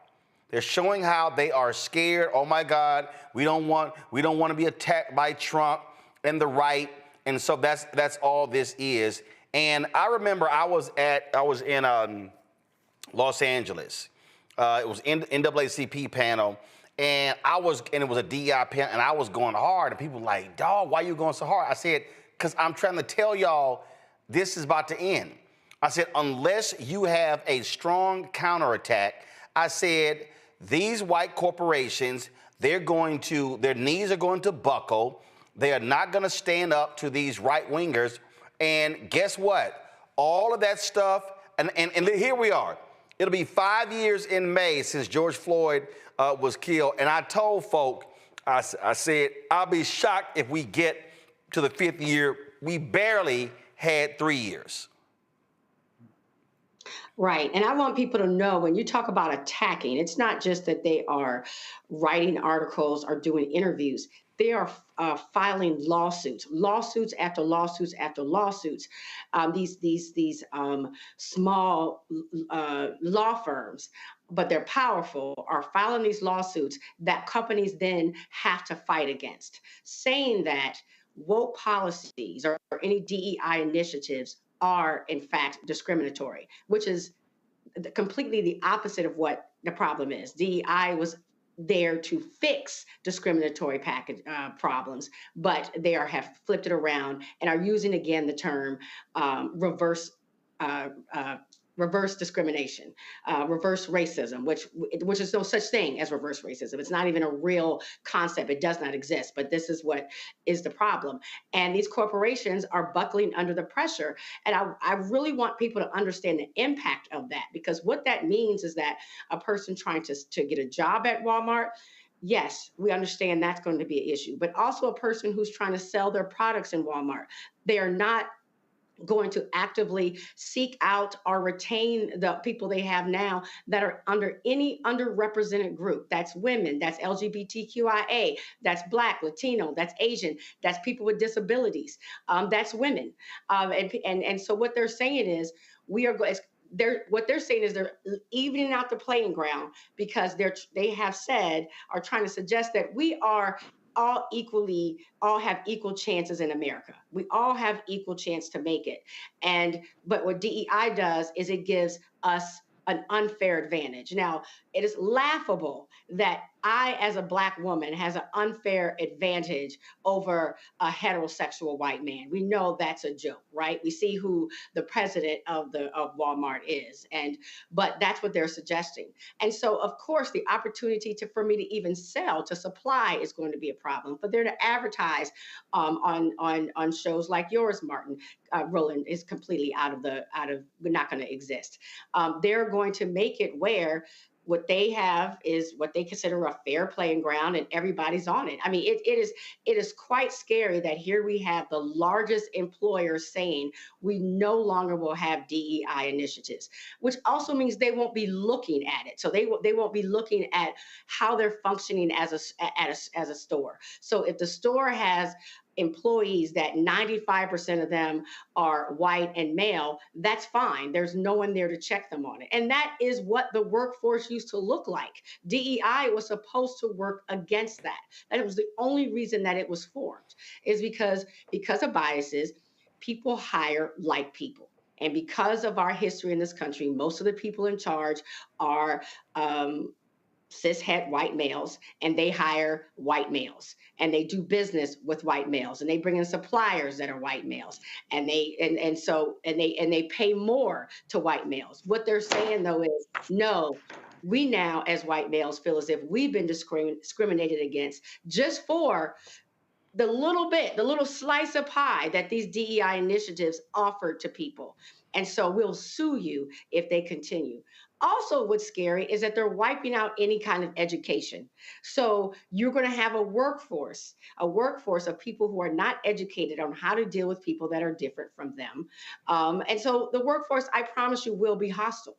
They won't be, if you do get a job there, now it's more difficult if you're from an underrepresented group. But when you do get the job, the chances of being treated well, that you feel included and like you're in a safe environment, those chances have gone down. So, and if Walmart has done it, the sad thing is that other corporations are definitely going to follow suit. So I feel very nervous for everyone involved. I mean, I don't think people, like, again, I know I'm going on and on, but even like truckers, I mean, there's the people who bring in the supplies from people. There are contracts that say, okay, we're going to give 5% of our contracts to minority truckers. Nope. That's gone now. Even that 5% is gone.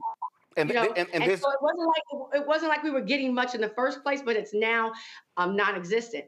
And even the term DEI, they can't even use the term. They have made it where it cannot be used in any materials or discussed at all. And the term Latinx.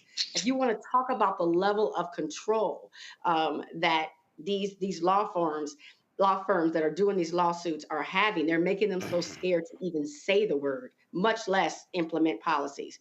It's dangerous. And, we really need to start having some discussions as Black organizations and as individuals of how we counteract this. This is all because this right-winger right here, Robbie Starbuck, hit them last week and said, I'm going to be releasing a story on all of your woke policies. And so right here, last week I told execs at Walmart that I was doing a story on wokeness there. Instead, we had productive conversations to find solutions. And so Walmart totally caved. Walmart will no longer participate in the human rights campaign's what they call woke corporate equality index. Products. Monitor the Walmart marketplace to identify and remove inappropriate sexual and or transgender products marketed to children. Review all funding of Pride and other events to avoid funding inappropriate sexualized content targeting kids. Y'all, let me be real clear. This ain't just about transgender, y'all. They want them to stop funding black groups as well. Walmart not extending their racial equity center. Supposed to be 5 years, didn't even get to the 4th year. Look at this here. We will evaluate supplier diversity programs and ensure they do not provide preferential treatment and benefits to suppliers based on diversity. We don't have quotas and won't going forward. Financing eligibility will no longer be predicated on providing certain demographic data. Do y'all see? Walmart will no longer use Latinx. Walmart will discontinue racial equity training through the Racial Equity Institute. Walmart will discontinue the use of DEI as a term while ensuring a respectful and supportive environment. Our focus is on belonging for all associates and customers. Total bullshit. And so here's a company, y'all. And again, they're gloating. Look what he says. We've now changed policy at companies worth over $2 trillion. That's what they did. Look at this. Our campaigns are now so effective that we're getting the biggest companies on earth to change their policies without me even posting a story outlining their woke policies. Companies can clearly see that America wants normalcy back. The era of wokeness is dying right in front of our eyes. The landscape of corporate America is quickly shifting to sanity and neutrality. We're now the trend, not the anomaly. Joe, did I not call it?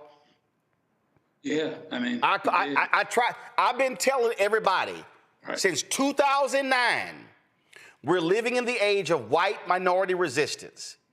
And these white folks like this guy right here, they want to get rid of any program that helps black folks or any other minority group. And in their minds, oh, no, we don't want just 95% of the money. We want all of the money.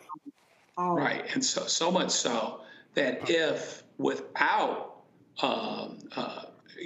soliciting, openly certain companies and suppliers, that you get to 5%, the Walmarts of the world, they might get sued just because they got to 5%. And that underlying that is nothing short of entitlement. For so many in this society have had, particularly white folks, have had the force of tradition, the force of legacy, the force of relationships, affirmative action, and things like that. And DEI, we're about having the force of law because we didn't have anything else. And so switching that back is not about, restoring fairness. What it's about is regaining a lost advantage.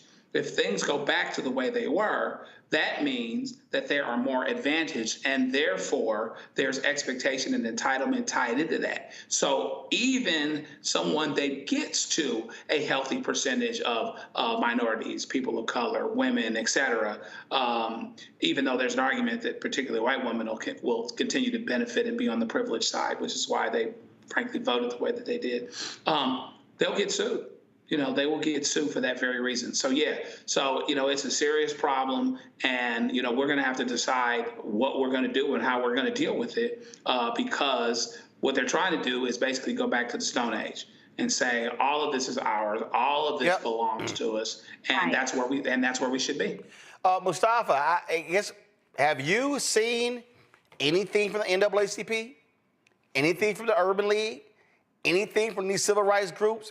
I mean, is anybody it's just gonna be like, oh, okay, oh well, all right. So what are they gonna do? Have another panel? I mean, you hit it on the head. You and I, we often are in alignment with the way that we think about these issues. Frederick Douglass once said that power concedes nothing without a demand. It never has, and it never will. And we've seen these companies moving away from DEI and a number of other sets of actions and policies that are critical for the healing of our nation. But yet, you don't see anybody in the street marching. You don't see anybody talking about economic boycotts and taking away resources from these folks, because the other folks on the other side of the equation are saying, yes, we will do this. Yes, we'll take you to court. Yes, we'll do all these other types of things. But then on the side of folks who say that they are trying to actually move this country forward, we don't see that. People are silent. So when you're silent, people think that you are complicit. And they think that you are not gonna, you're not gonna stand up, you're not gonna push back. Yeah, there are always a few voices that do that, but let's be very serious. There has been no strategic plan about how you were going to address these types of things. So people think you're playing. And when they think you're playing, they're not going to take you serious, and they're going to continue to move forward the agenda that they have. So if you want change to happen, then that means you got to put some skin in the game. It means it's not going to be easy. I understand, because I came from a rural community. I saw Walmart move into an area and take away all the mom and pop shops because they couldn't compete with prices. But we've got this dynamic now where folks have got to decide, what are you going to do in this moment? Folks have showed you their cards. And people are still just sitting back saying, well, it can't possibly ever get that bad. They're taking away your wealth because they put the pretty label on it, right? They put this veneer over top about belonging and all the things that, yes, we all agree that those are important. But then when you pull back the veneer, you see that contracting and subcontracting opportunities are going to be taken away. So that means if you talk about the racial wealth gap in this country, but you're allowing corporations to say that we are no longer going to give consideration to the businesses that have often been disinvested in, then I don't know how serious you actually are about trying to make real change happen. It almost seems like someone has to die. When our dear brother George Floyd, had that lynching that happened in front of America and it was caught on camera, then everybody got, and they kind of got motivated there for a moment, and they were willing to do things and stand up and push back and march and show up.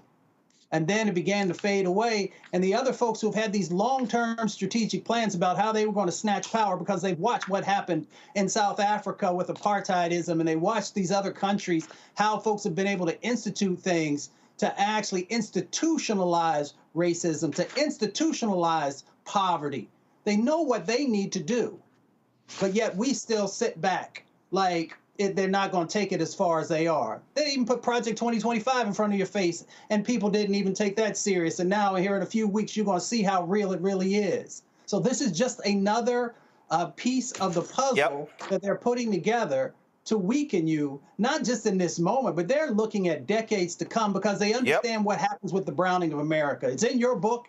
Other folks have talked about it as well. And that's where we are right now. And that's why I get frustrated, but at the same time, my frustration is because I know we have power. My grandmother says you have power unless you give it away, and I watch us give our power away every day. They continue to destabilize. They continue to just take these pieces away, and people just busy twerking, busy worrying about what the reality shows are doing, worried about, and don't get me wrong, I was an athlete, what my team just did. And the reality of what's really going on in this moment that will impact your children's children, you continue to stay silent. So if you're going to stay silent, then you get what you get. Absolutely. Absolutely. All right, folks, going to go to break. We come back. Vice President Kamala Harris and Minnesota Governor Tim Walz, they addressed more than 1.5 million grassroots supporters today. We're going to show you the video of both of them right here on the Black Star Network. Support the work that we do. Join our Bring the Funk fan club. You want to give you a cash app, use this QR code from Stripe. Also, you can send your check and money order, P.O. Box 57196, Washington, D.C., 20037-0196. PayPal is R. Martin Unfiltered. Venmo is RM Unfiltered. Zelle, Roland at RolandSMartin.com. Roland at RolandMartinUnfiltered.com. Back in a moment. Coming soon to the Black Star Network. I had been trying to get a record deal for a long time. When I finally got signed to the Motown record label in 2003, I was 34, 35 years old. And up until that time, I had been trying to get record deals the traditional way. You record your demo, you record your music, and you send it, to the record labels, or maybe a friend of a friend knows somebody that works for, the record label. And really, chemistry was my last ditch effort at being in the music business. How long have you been trying?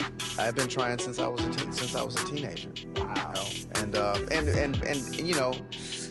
And I'm grateful that it didn't. I'm grateful that it happened when it happened, because I wasn't prepared, as a teenager to embrace all that comes with a career in the music industry.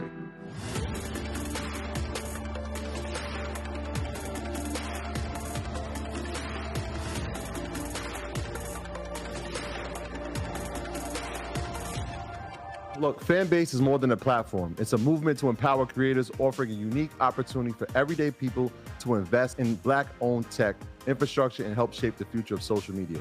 Investing in technology is essential for creating long-term wealth and influence in the digital age. The Black community must not only consume tech, we must own it. Discover how equity crowdfunding can serve as a powerful tool for funding Black businesses, allowing entrepreneurs to raise capital directly through their community through the Jobs Act.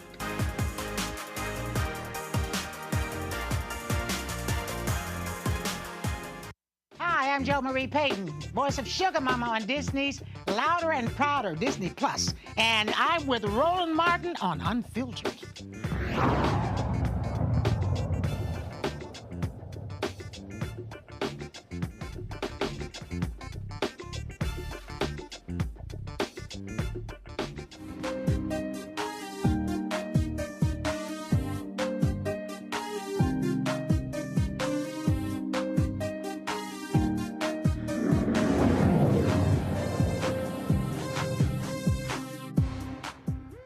North Carolina HBCU is cutting half of its employees to reduce expenses by about $17 million. St. Augustine's University is eliminating 67 staff positions, and some programs will be discontinued. In addition to cutting staff positions, the university plans to terminate 37 full-time faculty jobs and 32 adjunct faculty roles and discontinue certain under-enrolled programs. Over the last year, SAU has had to take substantial measures to stay afloat financially, including taking out a $7 million loan from Gothic Ventures to repay several of its debts. The loan terms include a 26% interest rate, and the school could lose property if it defaults. A 26% interest rate? Geez, that's like a damn loan shark. These cuts are an effort to reinstate the university's accreditation before a meeting with the Southern Association of Colleges and Schools Commission in December. Folks, today, Vice President Kamala Harris and Minnesota Governor Tim Walz held a video chat with more than 1 million of their supporters. This is the first time the two of them have addressed their supporters since she conceded the election. Here's what both of them had to say in this live stream that took place about 4 hours ago. Good afternoon, everyone.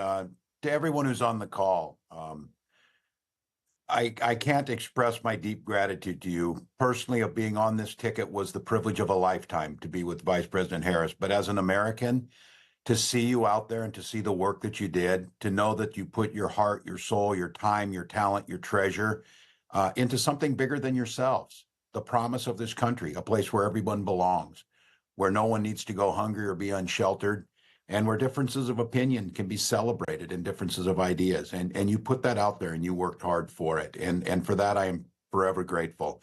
I also recognize the emotions you're going through. And I share those with you. As the Vice President often says, we weren't running against something, we were running for something. And to watch the joy, the vision, the compassion, the decency that the Vice President brought to this, and that each and every one of you reflected every place we went, the caring and the sense of joy. I know it's incredibly disappointing now, and look, candidly, it's a bit scary because there's a very different vision that's being put out there. But now more than ever, we need the light to shine through. We need to be able to be that hope for the neighbor who's really wondering. We need to be that anchor for the folks who are wondering what's next. And each of you did the work. You took time out of your busy lives and you continued to do it. And it makes a difference. On the campaign trail, I would ask, there will be a day of reckoning when it will be asked, what did you do during the 2024 campaign? Well, I know the people on this call can say everything they possibly could. And for that, as an American, I'm incredibly grateful. And I mentioned that just yesterday, the product of the things the Vice President fought for and the things that she got done. We had the final pot of money from the American Rescue Plan that we were able to put $5 million here in Minnesota into food assistance for hungry families during this holiday season. That's the type of stuff you are fighting for. That's the type of things that make a difference. And those things are just as important now as they were before Election Day. And so I hope all of you take care of yourselves, take care of your families, find the place in your community to heal both yourselves and your community. And then when you're ready to get back in this fight, because it continues on. And I know that I've said it often on the campaign trail, I'm preaching to the choir. I couldn't be prouder to be with a choir that's on this call. You did everything that was asked. I also would have to say, I think all of us saw the possibility. And I know there's a bit of a feeling of loss because we saw what a real leader looks like. We watched a speech on the Ellipse the week before the election where Vice President Harris delivered on the best of America. She delivered the best of our better angels. She delivered a vision where all of us mattered. She did it with grace and dignity and continued to do that every single day. She is still in this fight. She is doing it every single day. She is not done with her current job, and she's not done being part of it with all of you. And as I said, personally, it was a privilege to be on this ticket. It was a personal privilege to be able to become friends with an incredible leader, which someone who was willing to take on some of the toughest fights and continues to do so. And I would just ask all of you to join me in welcoming our Vice President, Kamala Harris. Thank you, Tim. Thank you. Back at you, brother. You are such an extraordinary leader, and we have become lifelong friends. I just, in front of everyone, I want to thank you, Tim. You lead with courage. You lead with heart. You see the people. You care about the people. You believe in uplifting the dignity to which all people are entitled, and you do it and you have a sense of fun when you're doing it. But you are an extraordinary leader, and obviously the people of Minnesota are very, very lucky to have you there. But you are a national leader and a dear friend, and thank you. Noel, thank you for your work in Pennsylvania and all that you did for our campaign. And let me just say to everyone on this call, I am so grateful for you, and I'm so thankful to you. I'm thankful for your love of our country and your willingness to put the work into it. I'm thankful for the faith that you put in me and Governor Walz and our team. And I am thankful because I know your character is such that you're not going to get knocked down. And you're in this fight. And you're in it for all the right reasons. And I know that about you. It's why you're part of this call right now and all the work that you did over those 107 days and even before. That's your nature. And the outcome of this election obviously is not what we wanted. It is not what we worked so hard for. But I am proud of the race we ran. And your role in this was critical. What we did in 107 days was unprecedented. Think about the coalition that we built, and we were so intentional about that. You would hear me talk about it all the time. Being a daughter of parents who are active in the civil rights movement, I know and believe that the best movements that are about progress in our country mean that it's leaders that we are dedicated to the coalition, to bringing people together that seemingly have nothing in common, but have everything in common. A coalition where we bring people together based on a deep love of our country and our understanding that the strength of our country will be a function of our willingness to put in the work, and that we will do that work with a sense of joy, yes, with a sense of work ethic and understanding it's going to be hard, but it's good work. It's good work. To be engaged in a collective fight for America's future. And it means so much to me and to Governor Walz that you knocked on doors, you called friends, you called in favors. You said, hey, I showed up at your softball game. Now I need you to show up at the campaign office. You put in the time. It was personal for you. And you gave all that you could to support our campaign. Because of your efforts, get this, we raised an historic $1.4 billion, almost $1.5 billion from grassroots supporters alone, the most in presidential campaign history.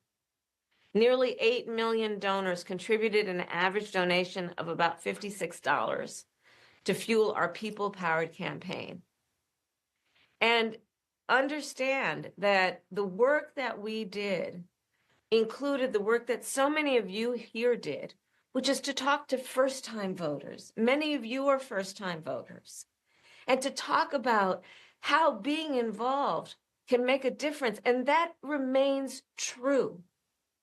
And that's one of the pieces that I just want us to please take away, that our fight for freedom and for opportunity and for the promise of America, it included, for example, nearly almost 4 million first-time contributors to our campaign because of the work you did of helping people know that they can be engaged and that they're not outside, that they're inside, that we're all in this together.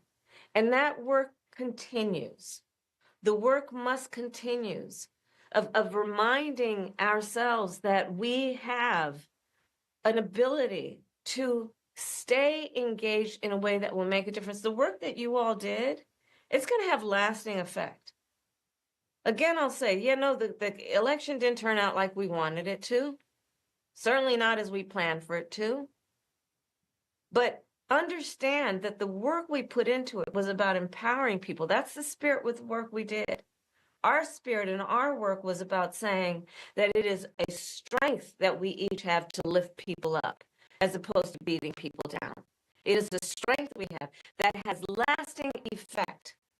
So all that work that you did that was about engaging with other people, engaging with perfect strangers and in their face seeing a neighbor, that has lasting effect. It reminds people that there are leaders like you who care and will bring us together. And sometimes in the darkest moments, people lose faith in that.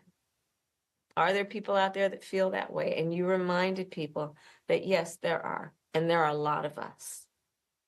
And that strength cannot be taken from us. That is our strength. It cannot be taken from us. So listen, as I said the day after the election, I still strongly believe the light of America's promise will burn bright as long as we never give up and we keep fighting. And the fight that fueled our campaign, a fight for freedom and opportunity, that did not end on November 5th. A fight for the dignity of all people, that did not end on November 5th.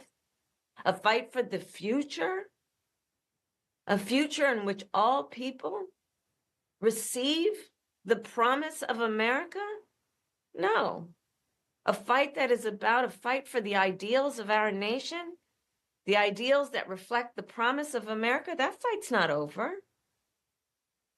So look, we still have a lot to fight for, okay? A future where every American can pursue their dreams, ambitions, and aspirations, where the women of America have the right to make decisions about their own body, not their government telling them what to do.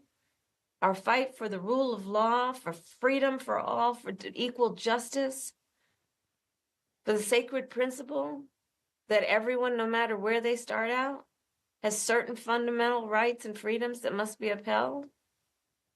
That's not over. That fight's still in us, and it burns strong. And I know this is an uncertain time. I'm clear-eyed about that. I know you're clear-eyed about it. And it feels heavy. And I just have to remind you, don't you ever let anybody take your power from you. You have the same power that you did before November 5th. And you have the same purpose that you did. And you have the same ability to engage and inspire. So don't ever let anybody or any circumstance take your power from you. Look, this mission that we have, it takes hard work. But as you've heard me say many times, we like hard work. Hard work is good work. Hard work can be joyful work. And in doing our work, we will remain committed and intentional about building community, building coalitions, reminding people that we all have so much more in common than what separates us. We will be armed with the faith and the fuel that tells us what is possible and then drives us to achieve it. So let's continue to organize and mobilize and stay engaged. And I thank you all. I thank you all. We are all in this together, all right? We are all in this together. And on this practical eve of Thanksgiving, I wish everyone a happy Thanksgiving with the ability and to find the ability at this moment to just remember there is so much to be thankful for. And so I wish for you that you are surrounded by the people you love and who love you. As you know, I encourage you to be around family in whatever way you compose that family, but to take a moment and just reflect on all the good you have done and all the good you have yet to do. We are powerful, those of us who love our country, and we got a lot of work to do. And with that, I will hand it over to Noel. Thank you all, and happy Thanksgiving from Doug and me and our family. All right, let's go to our panel here. Mustafa, we've seen some reports where the vice president is potentially talking about another run in 2028, potentially running for governor of California next year. That's also being discussed. And the other thing is, or the creation of her own organization, which will allow her to continue to advocate on issues, also champion folks who she wants to run for office. Your thoughts on what the next step should be for Vice President Kamala Harris?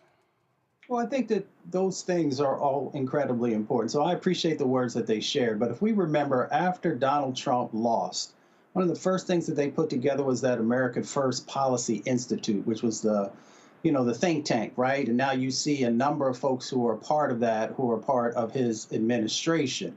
So you got to get serious. You got to have your strategy, and you got to put these entities in place where you can begin to actually get other folks who are going to be able to run for office, and also begin to give people hope that you're still focused and still serious about making change happen. So, folks got to figure out how to do it, but you got to get the game going. The other part that I think would have been important to hear is also reminding people that the midterms is not that far away. We'll be moving back into another cycle here real quick.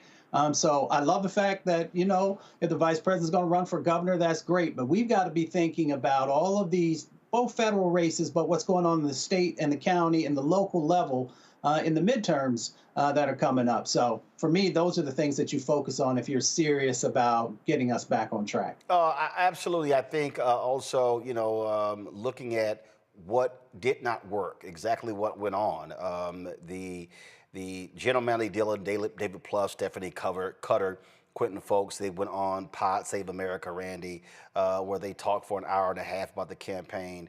Frankly, I listened to about 30 minutes of it, and all it did was piss me off because I frankly heard a bunch of bullshit, a bunch of excuses, and frankly, I heard crap from 4 people who completely missed it. They're whining, complaining, talking about how the media, like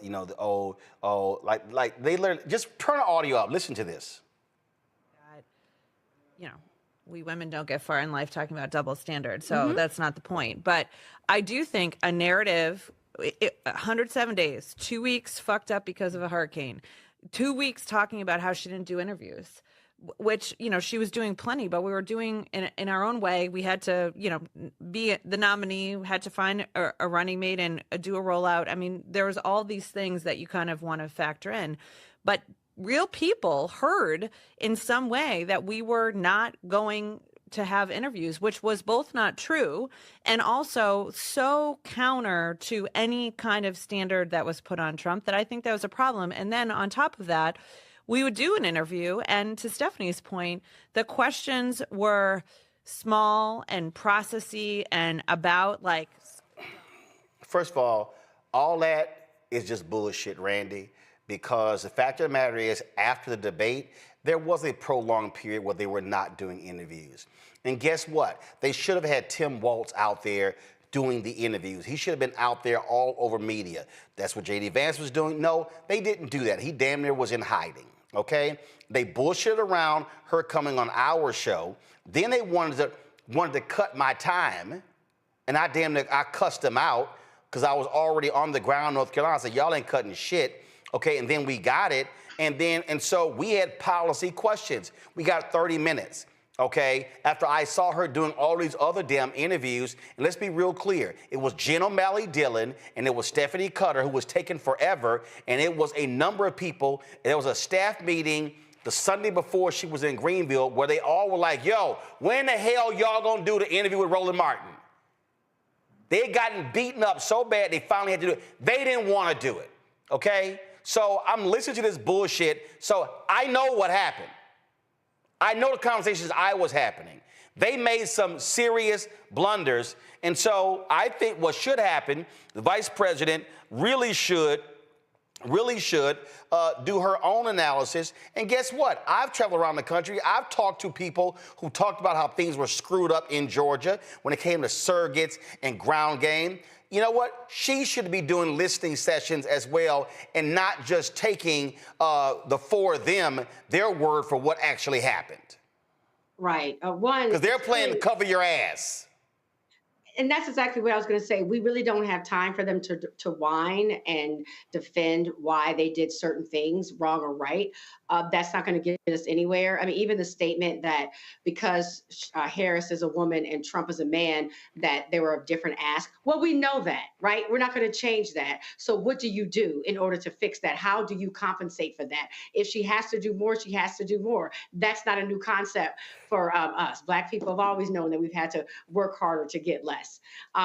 Next, I agree with you that I like that she is keeping in contact with the people who are keeping her hands into and fingers onto the people that are her advocates. She needs to ensure that she's talking to all of them. And by that, we talk about looking at these micro audiences and paying attention to the people that did not feel like they were touched or did not feel a connection to her. She needs to look at where the failures were, listen to people, not these people that are sitting around with their, jobs and, their cushy jobs and coming from the same perspective, but get those diverse perspectives out there and deal with it this coming up. Joe? Yeah, I mean, there's a whole crap load of people already running for governor. You got Tony Thurmond, you got 3 or 4 people that are in the administration or in executive jobs. But the reality is she'll clear the field. Yeah, maybe, on some level. She would. But even at that, if you're talking about having a long-term impact, the best impact, to my mind, I'd say you create some kind of organization, because you create the organization, you stand it up. There's nothing to say you couldn't run for office later. There's nothing to say that you couldn't take the right position and step into it. If you're talking about legacy, if you're talking about long-term, figure out a problem to solve and solve it. Even with governor, you can only do that for some, certain period of time. And then if you lose, then, where are you with that? Maybe she would be fine. Maybe she would win. She would clear the field. But if she's talking about long term, I like the idea of her creating some kind of organization and for her finding out from the people, directly from the people, what happened. Find out for herself so that she knows how to apply that to the future lessons, because it wasn't long ago. This is the best campaign she's run. She ran a great campaign. It was just super short. 4 years ago, it wasn't so good. So if she doesn't figure that out 4 years from now, if she ran for president again, she could make that same mistake. Even California's demographic is changing somewhat. So create an organization, stay in the cut, find out what you can directly about what happened, so that if you tip back into that space, then you're going to be right-headed. All right, folks, hold tight 1 second. We come back. Let's talk about black skin. A sister has launched a new product line we want to talk about. A lot of y'all getting ready for Black Friday. If y'all going to spend money on Black Friday, spend it with black people. How about that? You're watching the Black Star Network. Back in a moment. Hi, I'm Isaac Hayes III, founder and CEO of Fanbase. Fanbase is a free-to-download, free-to-use, next-generation social media platform that allows anyone to have followers and subscribers on the same page. Fanbase was built through investment dollars from equity crowdfunding from the Jobs Act.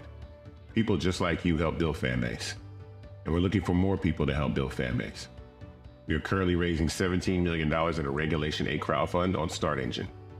We've already crossed $2.1 million, but we're looking to raise more capital from people just like you that deserve the opportunity to invest in early stage startups without having to be accredited investors. So right now, I'd like you to go to startengine.com/fanbase and invest. The minimum to invest is $399. That gets you 60 shares of stock in Fanbase right now, today. And then use Fanbase to connect with friends, grow your audience, and be you without limits.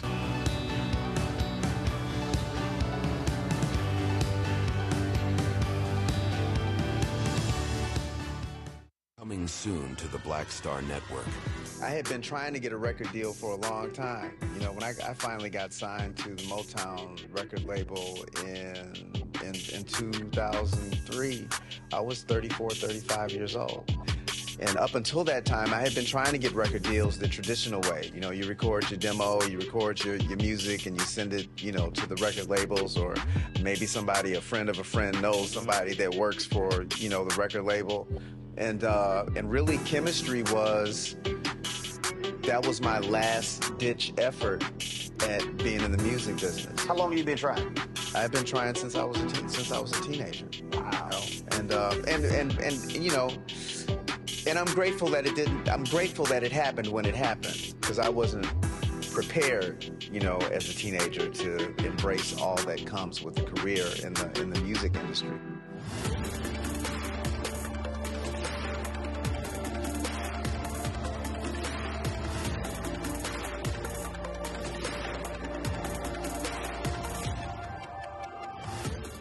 This is Reggie Rock Byford.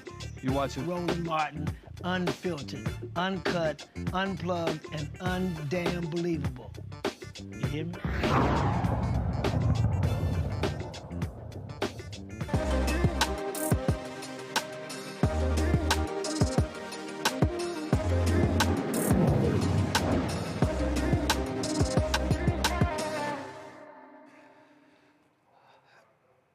All right, folks, Black Friday is, well, on Friday. And so, you know, we, with this segment, Marketplace, we support Black-owned businesses. And so, winter is here. Well, you really can't tell with climate change, because it still feels like spring.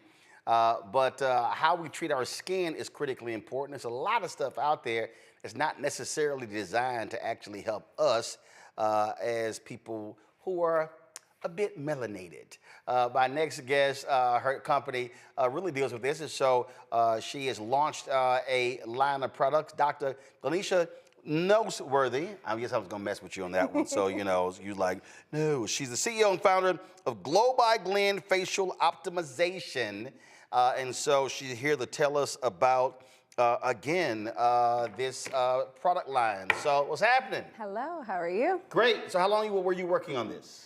A little over 2 years, so Really? It's been a good bit of while. Yeah, working on it, perfecting my craft. Okay, all right then. So you're based in New York City, and Yes. so you're an actual doctor. So explain that in terms of your medical expertise. So I am an internal medicine physician. I practice integrative aesthetics. I'm also known as a beauty hacker, and my beauty philosophy emphasizes how internal health affects external beauty. Okay, so again, explain that. Yes. Because there are all types of doctors, and the one thing a lot of people don't do is they really don't focus on their skin, which is kind of important. It's very important because the skin is the largest organ of the body, and the skin reflects what's happening internally. So whether you have different medical conditions like diabetes or hypo or hyperthyroidism or hormone imbalance, woman, as you go through different periods of your life and you have changes in your hormone levels, your hair, your skin, your nails, those things are all changing. So The skin being the largest organ of the body, it is reflecting a lot of what's happening internally, so it's very important. All right, so a lot of black folks also assume that we don't have to use sunscreen when we go outside. There's also this assumption that, well, if we're going to be out there for a prolonged period of time, then we can use sunscreen. And when you and I were talking in New York, you said a lot of these sunscreen products ain't good for us. So explain. It's not that sunscreen isn't, a lot of them aren't good for us. It's really that there's different types of sunscreens. There's chemical and mineral. Chemical sunscreens work by absorbing the UVA and UVB rays and turning it into heat, where mineral sunscreens actually bounce the UVA and UVB rays off of the skin.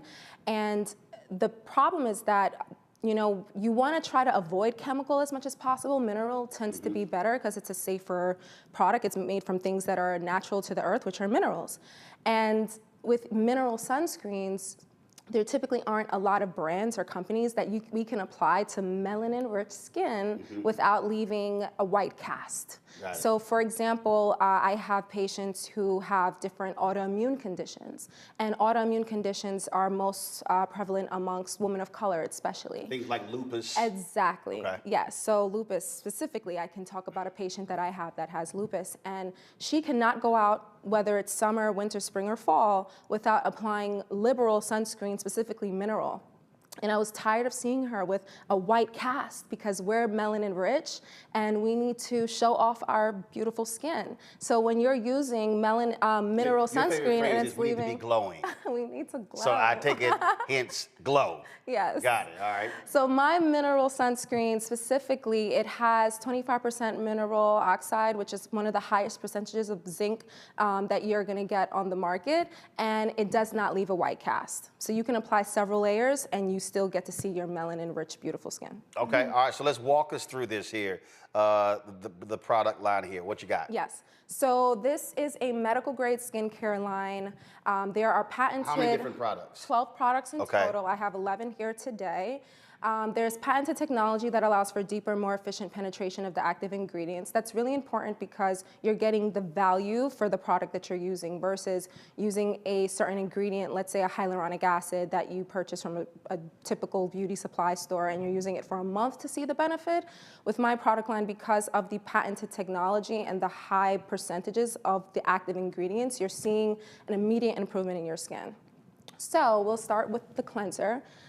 It is packed with antioxidants and botanicals. It is a gentle cleanser. This one right here? Yes. Okay.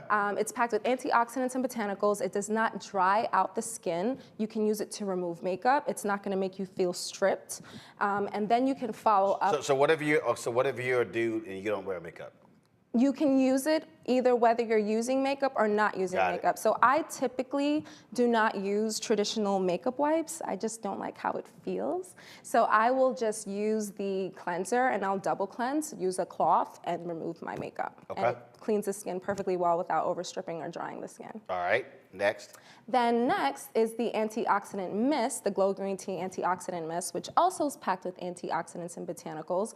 You can use it as a toner, or you can use it as a refreshing mist. And the thing that I love about that product is that it also has some added chamomile and lavender, so it feels like a 5-star luxury experience. Yeah, you spray it, and I was kind of like, you're like, does it feel like you're at a spa? Yes, like, it does.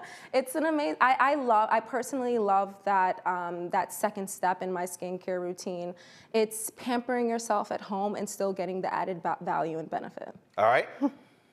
And then the next product is my niacinamide. It is a 15% mixed molecular weight niacinamide. What I love about this product is that it's stronger than most niacinamides on the market. It's 15%, and because it's a mixed molecular weight, you have the smaller particles that actually get into the skin, and then the larger particles lock it in. This product in particular is great at brightening and evening the skin tone, and you apply it, and then it dries right away. Okay. I usually follow this up with L'Eclat, my Age Vitality Elixir. It's a powerhouse age-defying serum. It has green tea. Age-defying serum. It is an age-defying serum. The things in this formulation that is wonderful that has anti-aging benefits is the antioxidants for one. So this has 20% vitamin C, which is also one of the highest percentages that you're going to get on the market. But because it's such a high percentage, one thing you may wonder is, oh, is it going to cause irritation or sensitivity? No, it doesn't actually, because it has green tea polyphenols and ergothioneine. And those two ingredients have a lot of anti-inflammatory and antioxidant benefits. So although you have such a powerful ingredient such as 20% vitamin C and vitamin E, you have these other wonderful buffering anti-inflammatory benefits and properties that are also going to help to increase the glow and radiance of the skin. Because the antioxidants are so strong, and you're going to use this primarily during the day, and it's going to help to decrease the amount of damage that you're going to get from UVA and UVB rays. When my patients ask me, Dr. Glenn, what is it that really brings out the glow in your skin? It's Le Clos. If I had to pick one thing here, it's definitely this serum. Now, are you using these every single day, or for some a few times a week, not daily? So. Yeah, so there's a good majority of them that I use every day. So the first two, How long take you to go through all this? Not long, because the products absorb very quickly. Where some serums tend to sit It's like on the a skin. whole lot to I go know, through. but hear me out. 10, 15 minutes? Maybe 5. Oh, okay, all Maybe right, 5, okay. yeah. But hear me out. Before creating my product line, I used to feel like my products would just sit on my skin. I am very particular with texture, feel, and efficacy. It was really important for me to create a product line that not only looked good, felt good, smelled good naturally without artificial fragrances, but works. That was very important. So what was really important to me is that it absorbs quickly, absorbs well, doesn't leave a cast or film. I have 3 or 4 of these products under my makeup right now. And it applies quickly, it applies smoothly, it absorbs really well, and it feels good. So yes, I use about 5 products in the morning and at night, and then some of them I alternate. I'll move on to the next product, so I'll explain a little bit more about what products I alternate. So the next thing that I use is the Clarté Phytocorrector. So this calms, soothes, and repairs the skin. It has chlorophyll and cannabis in it, in addition to hyaluronic acid. You trying to get folks high? No, but cannabis has wonderful healing properties, and it's great. It has great anti-inflammatory benefits. And me being a Caribbean woman, you know, I appreciate from Jamaica. Man. Both parents are from Jamaica. I appreciate the healing properties of cannabis, especially in the medical field as a physician. So this product is really great for people who have no cannabis in there. This product is really great for people who have eczema, and of rosacea. Course it's green. It's green, yeah, and it's a natural green. It comes from the actual beautiful color of the plant, so you see the real benefits. All right. So I use those 3 in the morning, and then at night, I alternate between these last 2 products. So the serums are really the powerhouse of the line. You have your cleanser, your toner, your moisturizers, your sunblock, but the serums are really the workhorses, so I really stress the use of those. But these last 2 products are the Glow Lactic Elixir, which is a lactic acid that has peptides, a very special formulated peptide complex. So lactic acid is great for exfoliating the skin. It's a gentle exfoliation. What I specifically love about that product is that even if you have sensitive skin, such as someone with eczema or psoriasis, you can still use this lactic acid 2 to 3 nights a week. And when I use it, it makes my skin feel velvety soft. It's the truth. Okay. And then I alternate that with my retinol and bakuchiol. Retinol is a very important ingredient and very important in skincare. It is one of the only medical grade ingredients that is scientifically proven to have anti-aging benefits, specifically increasing collagen and elastin production. This retinol, although you can purchase it without a prescription, it is equivalent to a prescribed retinol. So I have two compositions, composition 1 and 2, and they're equivalent to a 0.025% retinol or a 0.05 retinol. And what makes this retinol very special compared to some other products is that it is mixed with bakuchiol.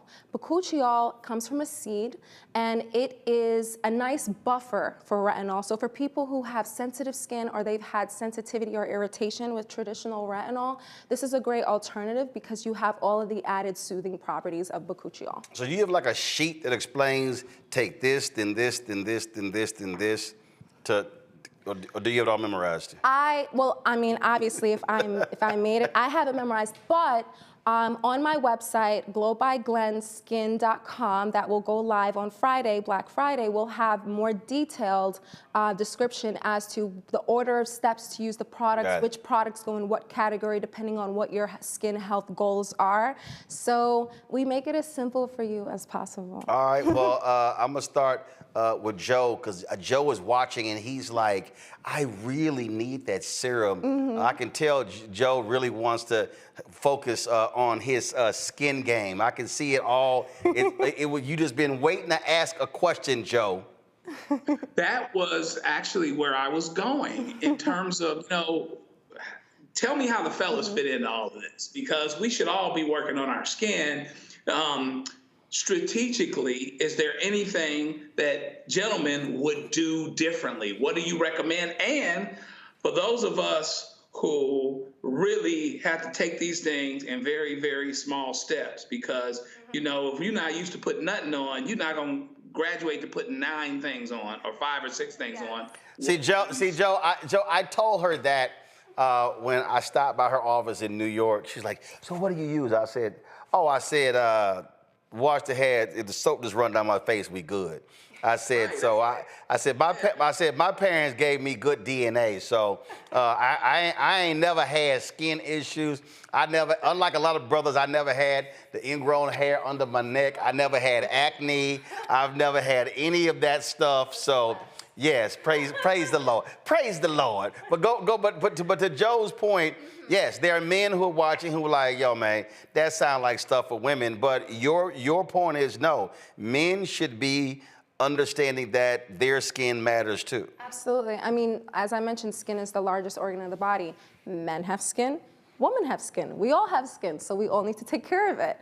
So to keep it very simple, especially for my male patients, I typically go with 3 to 4 products.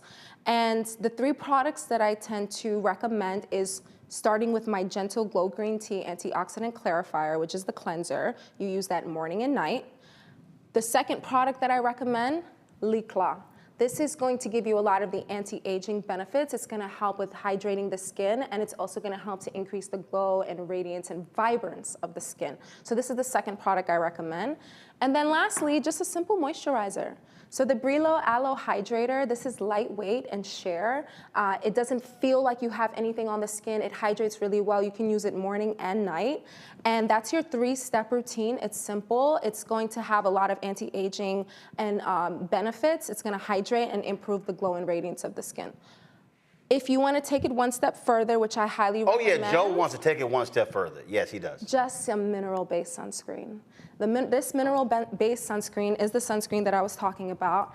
The zinc oxide will settle to the bottom because it's such a natural ingredient, and it's real mineral. So it sits at the bottom. You just shake it until you hear the agitator beads rocking back and forth. You use 3 to 4 drops. You spread it throughout. You disperse it throughout the entire surface area of your skin, one thin layer. You can reapply it every few hours, but it doesn't leave that dreaded white cast. All right, Randy. I know she's been waiting to ask a question. Randy? Because look, Randy might be light-skinned, but she's super black. Okay. She do all black stuff. She go to black restaurants. She drink wine from black companies. Okay. So you said wine? She black. Oh, she black.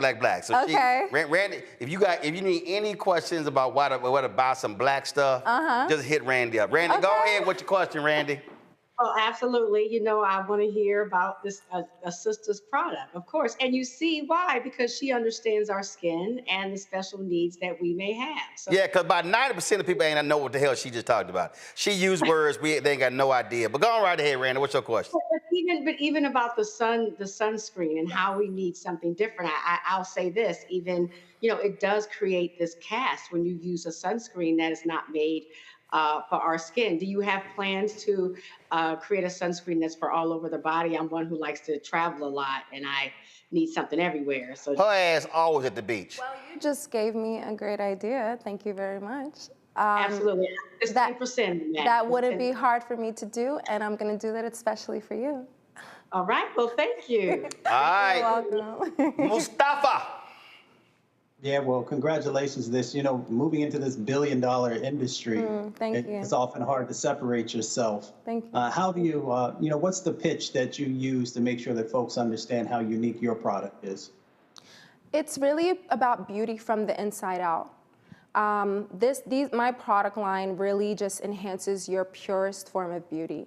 And because the skin is the largest organ of the body, you know, you really want to have that internal approach. So having highly effective, you know, medical grade ingredients that's really going to work in a short period of time. Nobody likes to wait for long-term results. People want to see improvements in their skin over a short period of time. So my patients, when they start to use the product line, within 24 to 48 hours, they're waking up and they're already seeing an improvement in the glow and radiance of their skin. The skin is like a plant. You water it, you give it a little bit of a natural fertilizer, and you watch it grow and flourish. So long story short, my product line helps to just enhance your purest form of beauty. And again, so, because someone sent me a text, they were like, what, 5 different products? But your point is you don't have to use all of them. Your point is they're serving different purposes. Exactly. So I created the line to really serve all of the basic concerns, skin concerns that people have. Whether you're looking to brighten and even out your skin tone, because that is a major concern, especially that women of color come to me about. They have uneven hyperpigmentation, maybe from melasma after having children or from acne scars, and they're looking to brighten and even their skin tone. So if you're looking for that, then I have 1 or 2 products specifically for that. Because I was joking with you when I went by your office, I was joking with you because I play lots of golf. Yeah. And as a result, there literally is, like, I a line of see all the time, like there's a line like right here. Yeah. I'm always wearing baseball caps. Yes. Where it's like right here, it's all much darker than right above. And you were like, hey, this is what can be done to even that out. Like anybody watching right now could actually see it right here because I wear it because I'm always on the golf course and I'm wearing baseball caps. So specifically for that concern, we want to use non-prescription based skin brightening agents, so that way you can use it for a long period of time without worrying about any side effects from prescriptions. Okay, not skin bleaching. No, it's not skin bleaching, but it would be my skin brightening pads that has kojic acid, bearberry, and other natural botanical ingredients that help to brighten and even skin tone, and sunscreen. That's it. These are the 2 ingredients that I would say to help even out your skin tone and protect it from further hyperpigmentation. All right. Last round. Any other questions from panelists? Joe, Randy, and Mustafa. You got a second question? Well, I think a question that you always have to ask when there are new products that are coming out. For, you know, many of the others, there's testing that's done. Some used to do animal testing. Others have now moved forward with that. Can you talk about, you know, in the development of your products, how you got to where you are and what's a part of that process? Mustafa used to work at the Environmental Protection Agency, Okay. so he's Mr. Environment. Go right ahead. So these products have not been tested on animals, and the products are also FDA approved, and the different patented technology and the formulas have been published in the JDD, the Journal of Drugs and Dermatology. All right. That means she got her shit together. All right, y'all. So the website goes live on Friday. So let's pull up, if y'all want more information on Glow by Glenn. So here you're right there, Facebook, Glow by Glenn. Email is hello@globyglen.com. Instagram, follow her at Glow by Glenn, GLOBYGLEN. And you said the website goes live on Friday, 9 a.m. Okay, what's the website? Glow by Glenn Skin. Okay, so we don't have it up there, So pull it back up, the graphic back up. Your website is glowbyglenmd.com for your practice. Yes. But again, so the website for folks to get products is glowbyglenskin.com. glowbyglenskin.com. Do we have a promo code or anything? Do we have anything? What do we have? All right, y'all tell me later. There's going to be a Black Friday sale website-wide on Friday. No promo code needed. Okay, all right, so because a lot of times folks have one just for our folks. Oh. But that's cool. So glowbyglenskin.com, and it goes live at 9 a.m. on Friday. Correct. All right, Doc, well, appreciate it. Of course, it was a pleasure having me. All right, thanks a bunch. All right, you're welcome. Let me thank Joe, Randy, and Mustafa for being on today's show. Thank you so very much. But hey, before I do go, pull up the video. Y'all know when we had Will Downing on the show, I know a lot of y'all getting ready for Thanksgiving. A bunch of y'all cannot cook. Real quick, Joe, are you cooking or are you eating? What are you doing? Actually, I'm gonna do some cooking. I'm gonna go a little off the thing a little bit. What your ass cooking? I'm gonna do a pork roast. I'm kind of regular with mine. I'm gonna do a pork roast. We're gonna hop together some sides, and then that's gonna be low key though, just me and the wife. Okay, Randy, what you doing? I'm actually only having to cook pie, so I'm cooking a chocolate bourbon pecan pie and a sweet potato pie. Yeah, shit, no, you have alcohol in your pie. Mustafa, what you doing? I'm eating my mama's food. That's what I'm doing. Same thing. Listen. My brother's executive chef, my dad's a chef, so we doing something at their house tomorrow. My sister, we at their house on Thursday, and so my job. See, I try to tell everybody, stay in your lane. I could cook if I wanted to, but I don't need to when everybody else, that's what they do.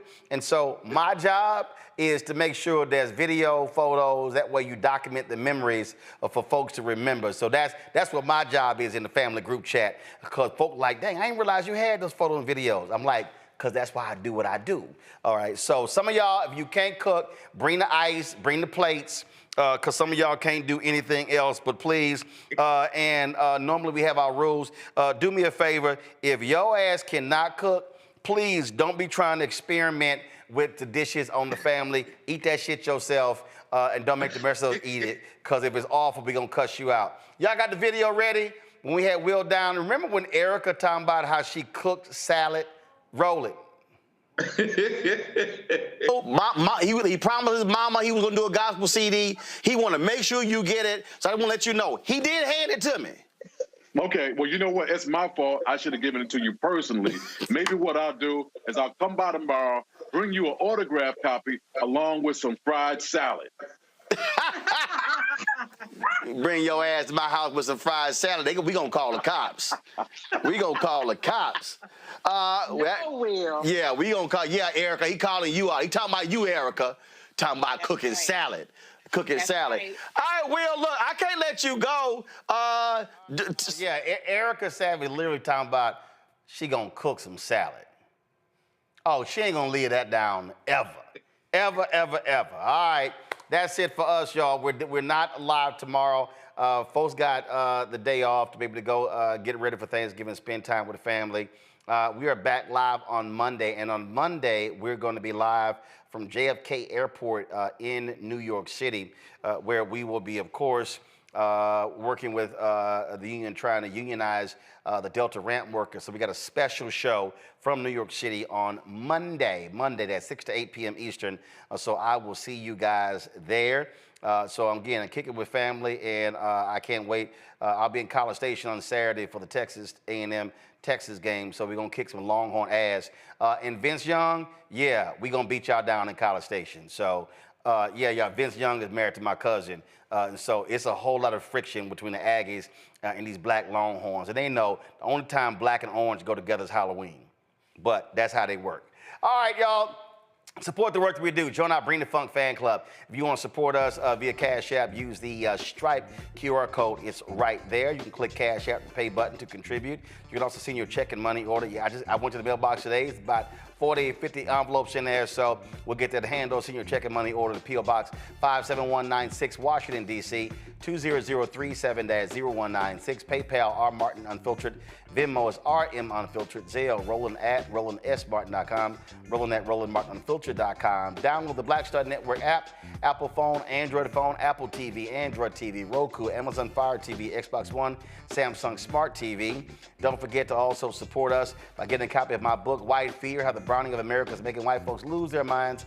Available at bookstores nationwide. Get the audio version on Audible. Yes, I did read it, so you can check that out. And of course, get your Roland Martin Unfiltered merchandise. You can go to RolandSMartin.com, BlackStarNetwork.com, or you can go to RolandMartin.creator-spring.com. And of course, our new shirt is "Don't Blame Me, I Voted for the Black Woman." So get y'all a shirt. What's up, Doc? Doc threw me a look. She's like, I know he did not. Yes, trust me, yes.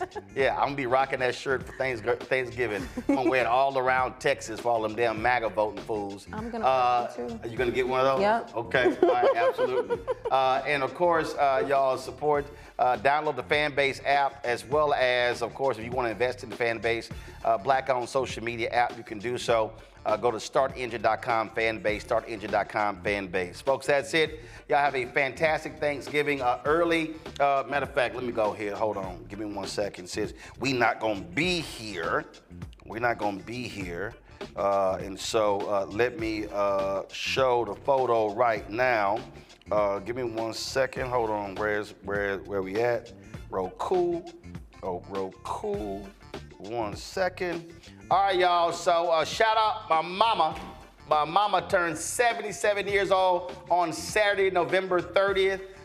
And so early happy birthday to mama.